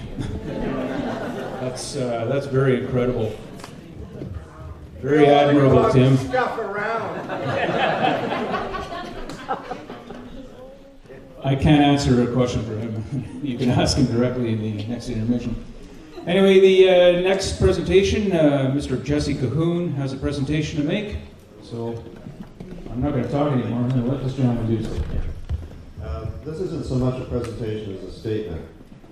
As some of you may have noticed on the Facebook page, I've got 19 scripts, some of which have now been taken, which are for sale, and percentage of that is going to be donated to Clayton to continue the website and carry on the work. So if you're interested, I have them here, and they're available for sale. And now I'm going to tell you how much it is. It's $100 per script. All autographed by everybody on the stage. Thank you, Jesse. The next portion of the show is the trivia contest, and it's going to be led by Clayton Self. Now, I don't know if you guys are following Facebook, but the level of detail that Clayton has in his mind about the forest rangers is developing into a science. I fully expect that this is going to be a course taught at U of T within the next couple of years. So you should take notes in the trivia contest in case you want to take this course, because it's kind of a pre-quiz. The other thing I wanted to say is that I'm really glad that I'm not in the witness protection program and Clayton's not the mobster looking for me, because he has got incredible sleuthing capabilities. So please, Clayton, come to the front. It's a trivia contest.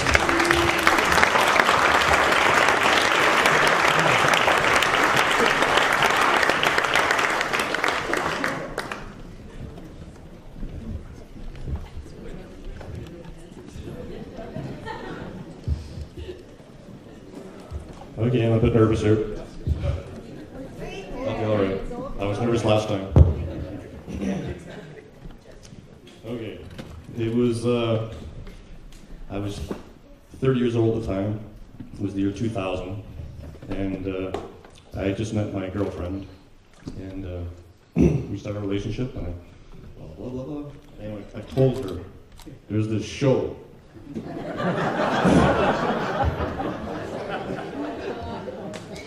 There's this show, and it's eating at me, it's bugging me, it's in the back of my mind, and I've always known there's something I'm going to write in the future. And I didn't know it was going to be about the forest rangers. I thought it might be about philosophy or something like that, but no, it was about the forest rangers, which is a philosophy on its own. Anyway, so I told her I taped this show. Okay, the story goes back to 1970s. I used to watch the show on the CBC, on reruns, and I'd go in the basement, 6 in the morning, turn on the TV. It was about 1977, and the first thing I saw was this color show with a sign on horseback. She didn't appear nervous to me. Not as nervous as I am right now. And she could ride the horse, and she had this big crest on, and she's coming out of this fort. That's my first memory, is you. And and then out of the fort came Mike and Chubb and Peter. That was season 1, of course. That was the first episode I saw. And I was like, whoa. Okay, so I watched the show, and then I watched some more over the years. And then I didn't see it again for a long time. Then, in 1989, there was this TV channel that came out called YTV, Youth TV. And it was about 88, 89, and sure enough, they decided to show the Forest Rangers. And it was on at about 4 o'clock, 5 o'clock, I think 4 o'clock p.m. every weekday. So I came home, I had all these extra tapes my grandfather gave me, started taping them. So by the end of the run on YTV, I thought, that's it. I got them all on tape. Maybe 1 or 2 I didn't get taped because I was a bit late coming home, so I got them all on tape. So I just love watching the show, and I tell my friends about it, and they're going like,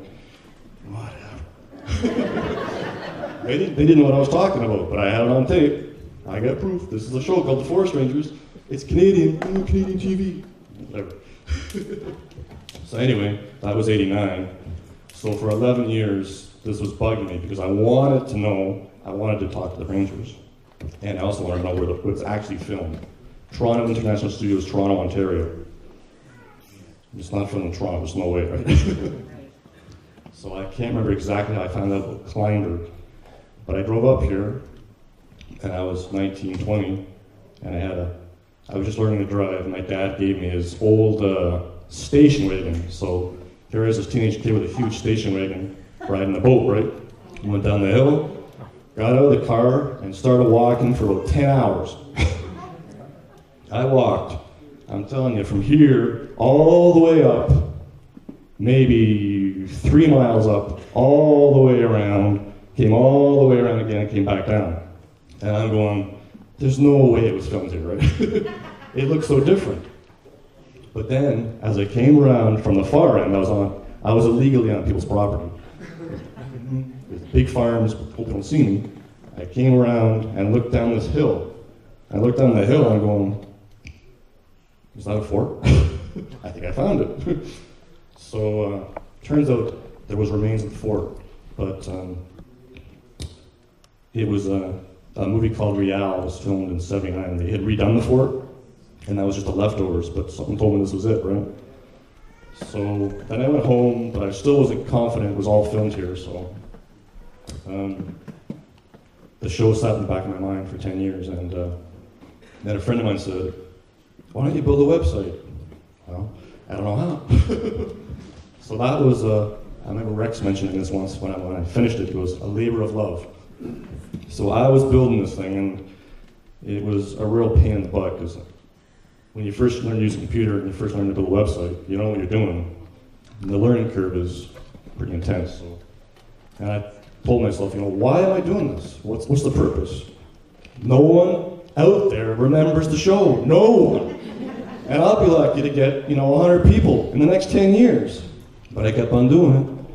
So by the end of that year, if you remember the first website, the initial stages of it, the counter reached, I think, 70,000 people after a year. So, and people were emailing me from all over the world. So I was like, and things they were saying, it made me feel good because it paid off, right?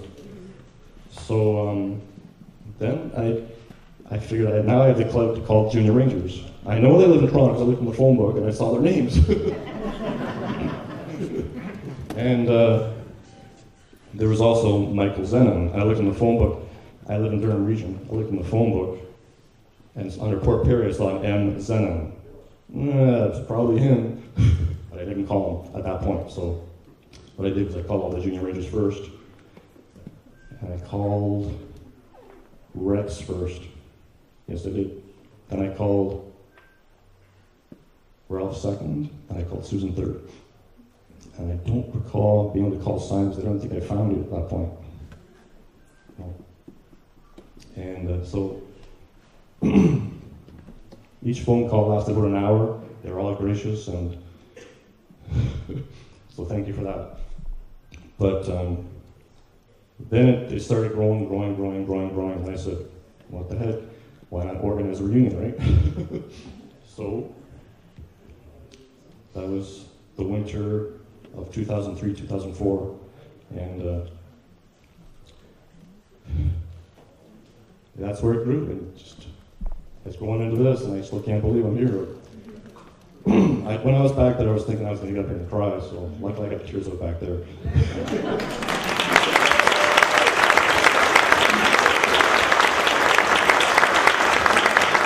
So, as I said at the last reunion, the last thing I said was, and I was nervous then, because thanks to Michael Martin for actually forcing me to get up and speak back then, because I've always had, it's my biggest fear, and sure enough, I remember the last thing I said was, if you believe in something strong enough, it'll come back to you, so it came back.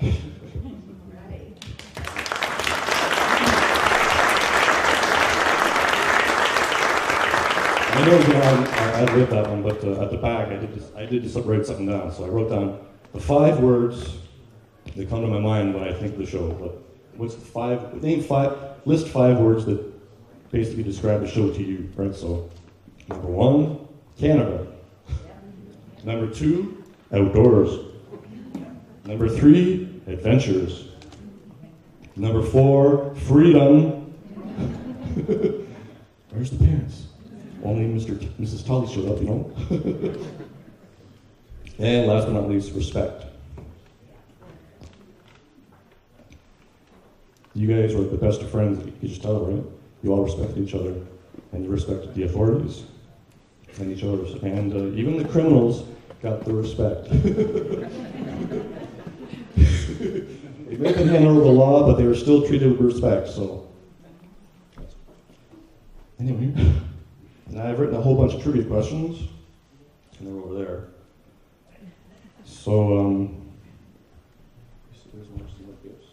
Well, I do a few years. I might want yours too. I might want yours.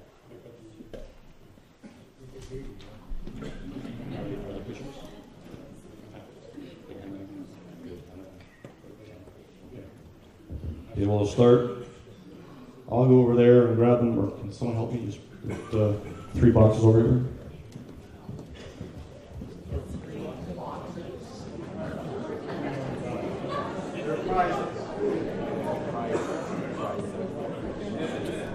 I've got to hold his microphone. 2 boxes.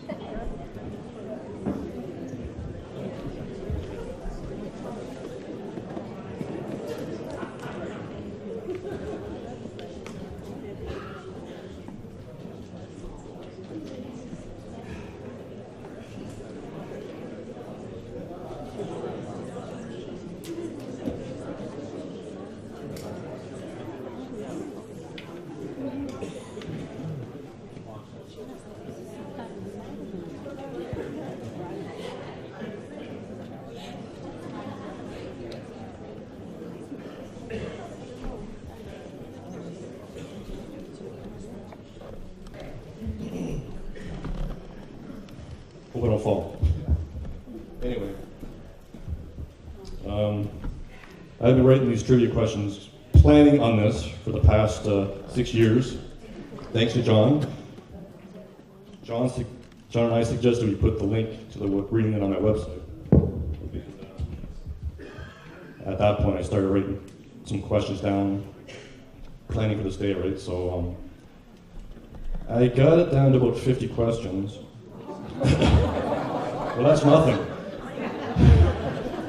Then last week I got up to about 70, and then John said, "Oh, Clayton, by the way, we're going to need more gifts." So I sat down on Thursday, and in half an hour I had up to 106 questions. So they're not all forest rangers related, because, well, anyway, I got to remember it. There's so much here that I got to remember it all. What to do. Where everything is.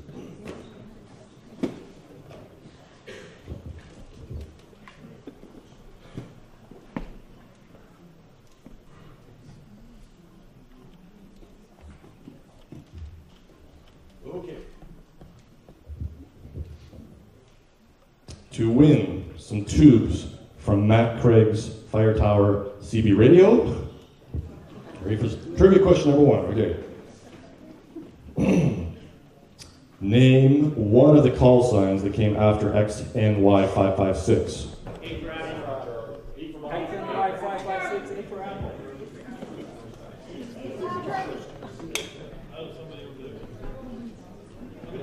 C for Charlie. Well, come on up.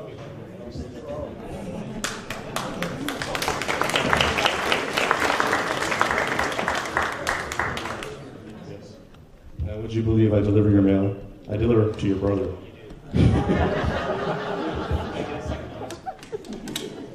There's 1, 2 twos, and 3 twos. Thank you. Still work. It still works.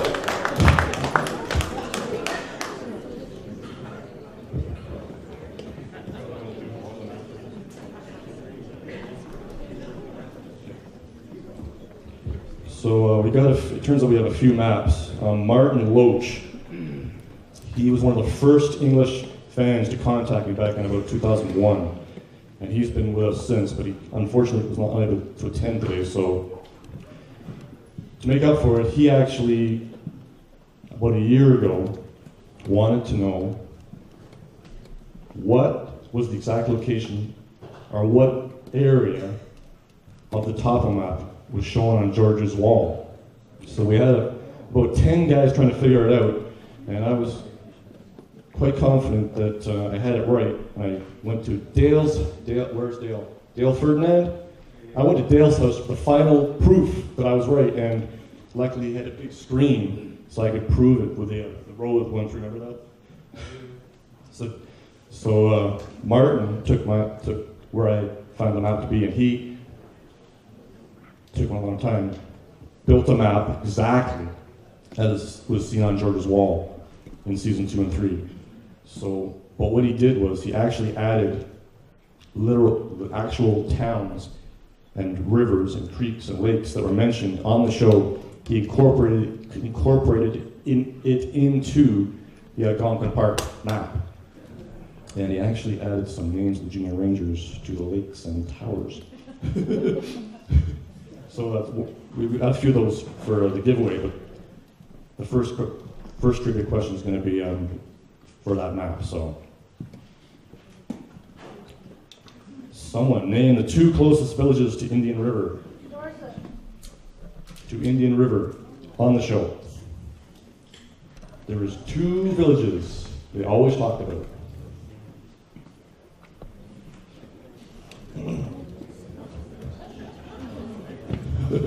And I know there's people here that know it. They're just nervous like me. Chap and Pine. You got it. Chapman's Landing and Pine Forks. I gotta dig through stuff here, but to win the original townships map of Ontario, and I've actually, on the map, I've put marks where all the fire towers were.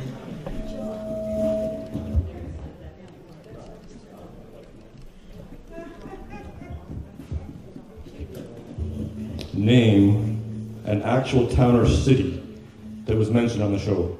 Toronto. Toronto, yes. We have Toronto, Denby, Sudbury, Timmins, Maple, North Bay, and Lunenburg. So whoever said Toronto?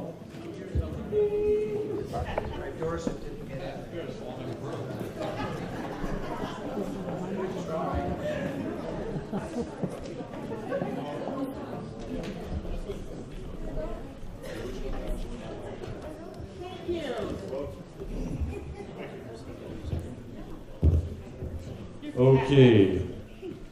To win a poem book called Ghost Towns, name 1 ghost town in Ontario. Whitefish. Said Whitefish. Come up and get it.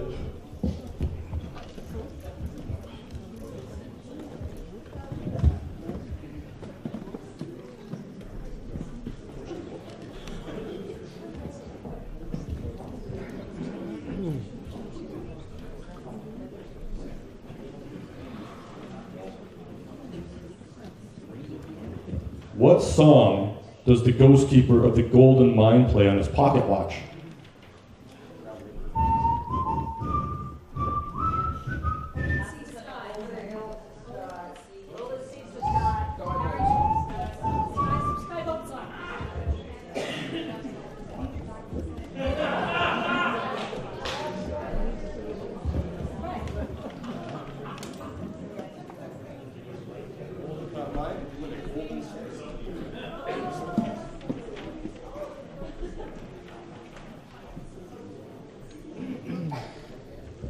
Now we got to get this side of the room. Yeah. All right, I'll tell you, there'll be a contest to see which side got the most. Okay. Now, in 1928, the Toronto exhibition was in full bloom. Now, I have an official medallion from that year. Who won the Indian River Fishing Derby?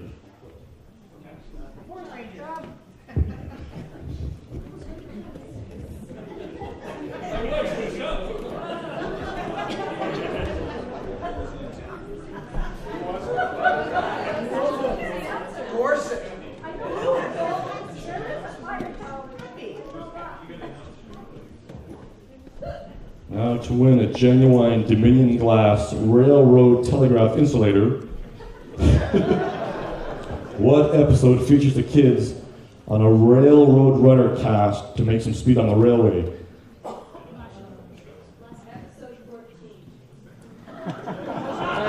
Just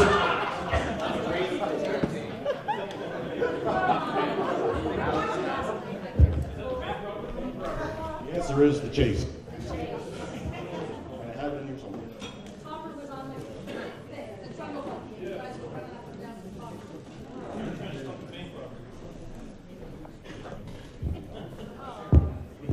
Wow.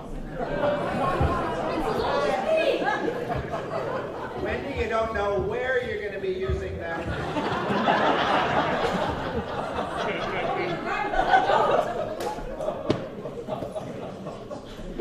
If any of the junior forest rangers and Mr. Pinsent would like to go back to the lounge, go ahead and we'll continue the trivia contest. Thank you. Don't leave yet. Are we getting too loud? Don't leave yet.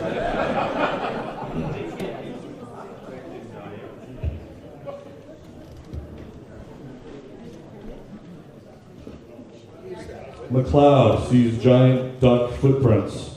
What episode was that in? Ghost at Hoot.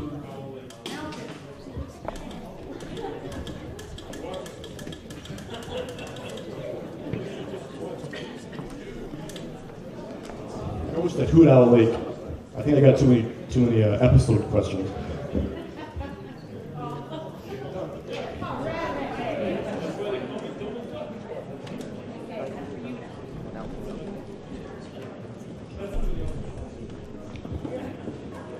Okay, we also have the Rock and Roll Encyclopedia. I got a few questions here. These are harder than I suspected, but does anyone recall Chubb, Ralph Endersby's band's actual name in real life?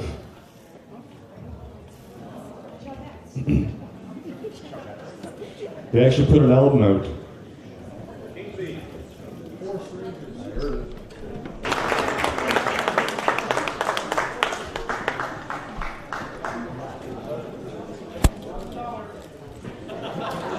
Not for sale. Michael Zevin was 5'9". Yes, it was made for him at the time.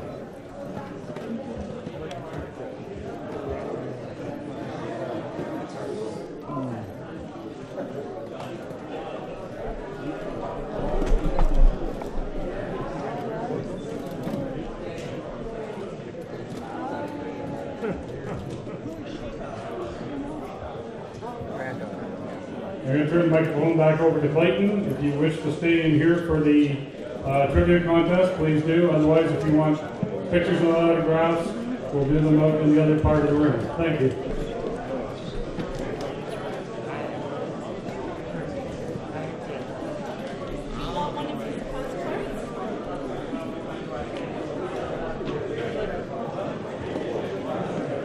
There you go. You're welcome.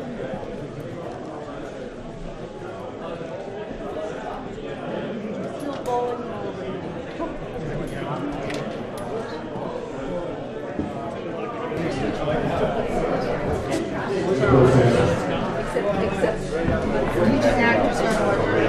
Well, yeah, sure. Would you like me to take one? Yeah, I have a friend. I'm going to book you for an autograph as well. Oh, I've seen her online. She's now a casting director. She was the production secretary on the show.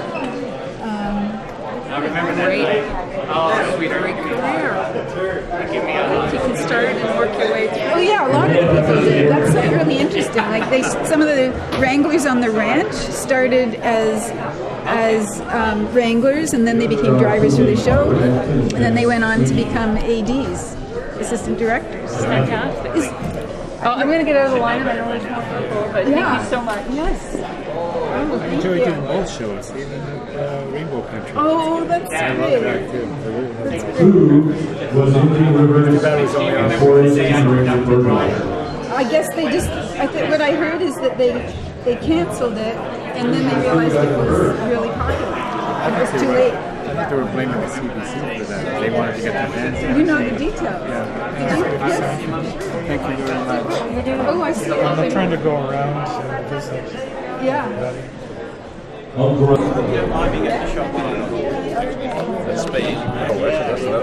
This is France. This is France. Yeah, I always get them mixed up. Oh, it's easy. It's easy to remember because this is the French one because it has to be replaced that often. The Dutch ones they're much too cheap, so they turn the stripes the other way around. You don't have to replace the flags so often. That's why. When are you leaving us again? On the 23rd, I think. Oh, I'm off to Buffalo that day. Yes, that's right. Yeah. Well, maybe I'll see you guys before you go. We'll stay together and have a drink.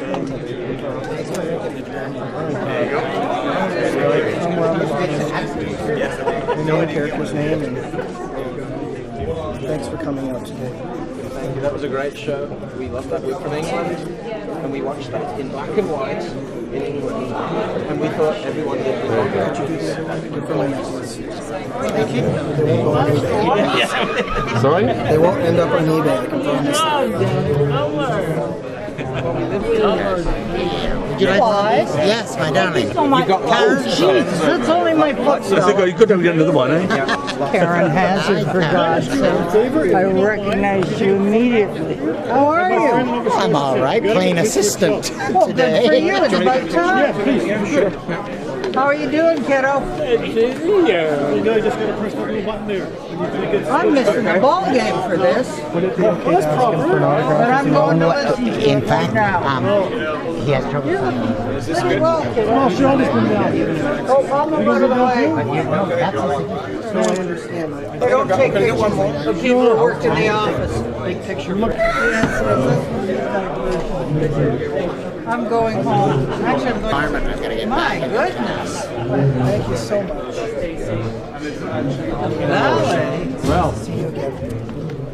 Ralph, we've got this gentleman going to come and stand with you for a couple shots. There you go.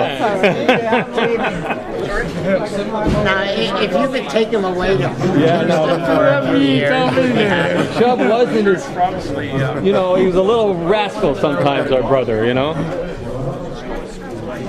Great, wonderful. No, not today. Not today, Ralph. You're free to go home.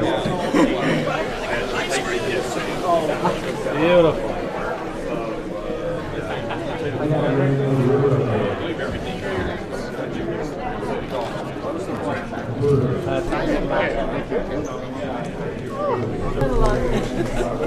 But he's got a lot of fans too.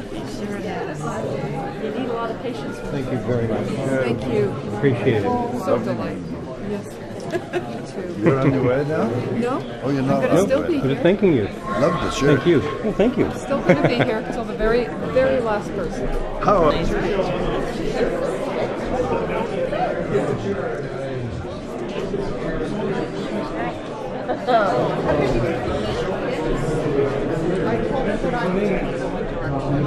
I was telling a lot of people, thanks for having me.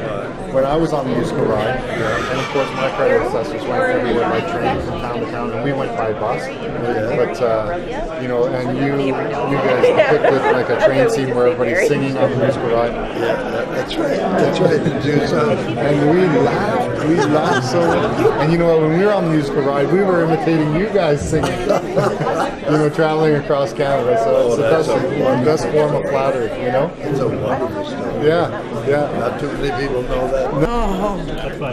Oh my, we're back. Nice. You might not be able to see it. We'll find a better Your spot. I get it. Even here, yeah. We'll make it smaller.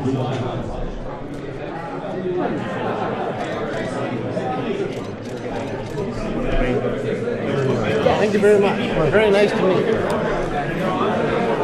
Excuse me, sir. We have the memory booth over here. We would very much like you to have an interview with you. Oh, sorry. Just about what the show meant for you. And we'll be there. Okay, then. Any wait time, Ray?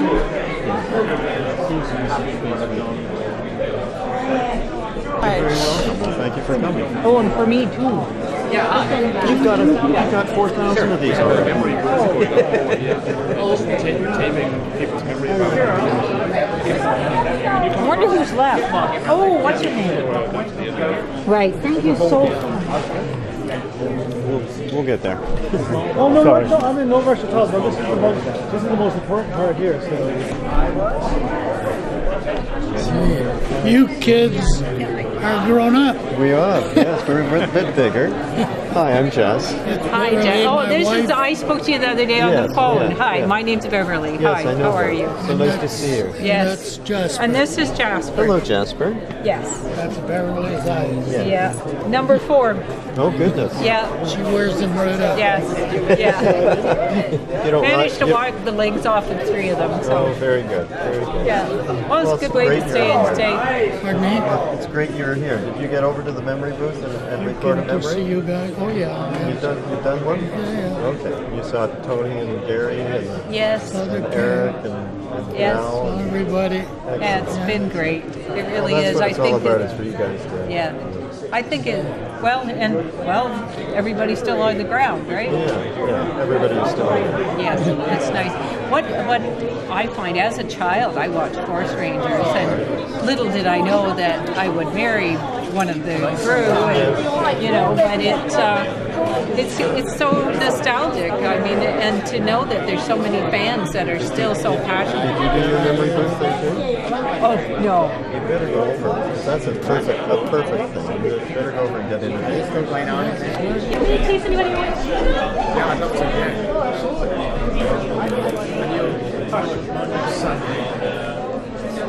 Get in there and...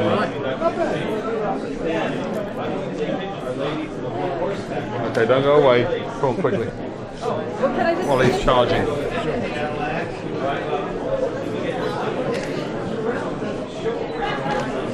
One more. Oh, look at that. There you go. That is the actual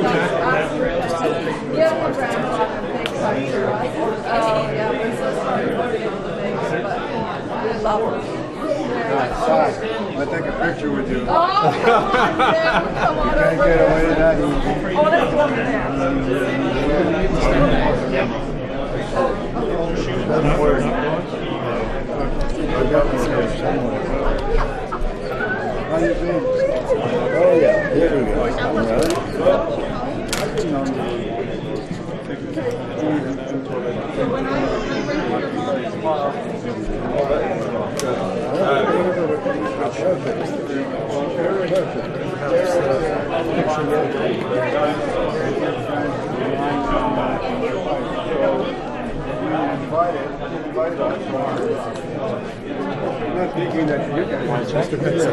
Would someone know how to do work an iPad? Because I want my phone. You know how to do that? I know I'm terrible. I'm so clumsy and disorganized. Whatever. Weird, and I don't want this. Okay, thanks, Gordon. All right, are we ready? 1, 2, 3. One more. Okay, brilliant. Oh, thank you so much, Mr. My sister and I were Frenchy Burgers kids. We're Frenchy Burgers children. Yes. And now I've been a very big fan of you on Republic of Doyle, and yeah, just we've heard so much about you growing up and everything, and the show. So good to see you. Oh, he was more than thrilled to come. So good to see you. Yes. Would it be fun to get my picture with you? Oh, easy. Yeah, with all the same. Thank you very much. Very, very nice. All right. Thank you very much. Thank you very much. You're welcome. Nice to see your touching. A lot of memories. Yeah. It's very, very excited to be here, and so No, in the flesh, that people are that.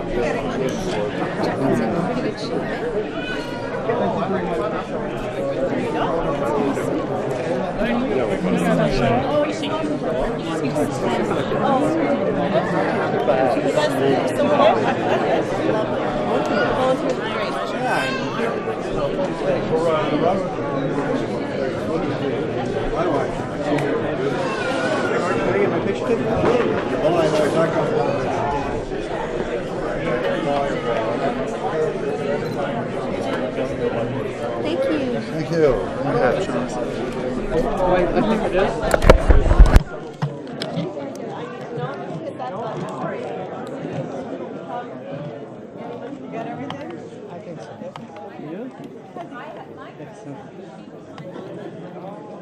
I think she's about 7 years older than me.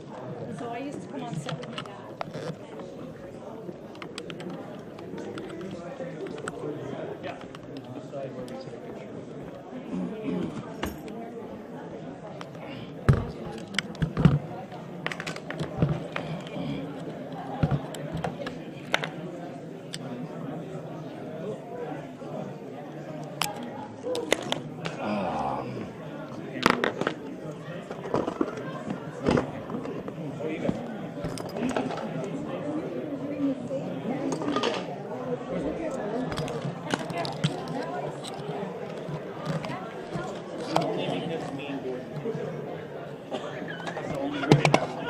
I like the bee.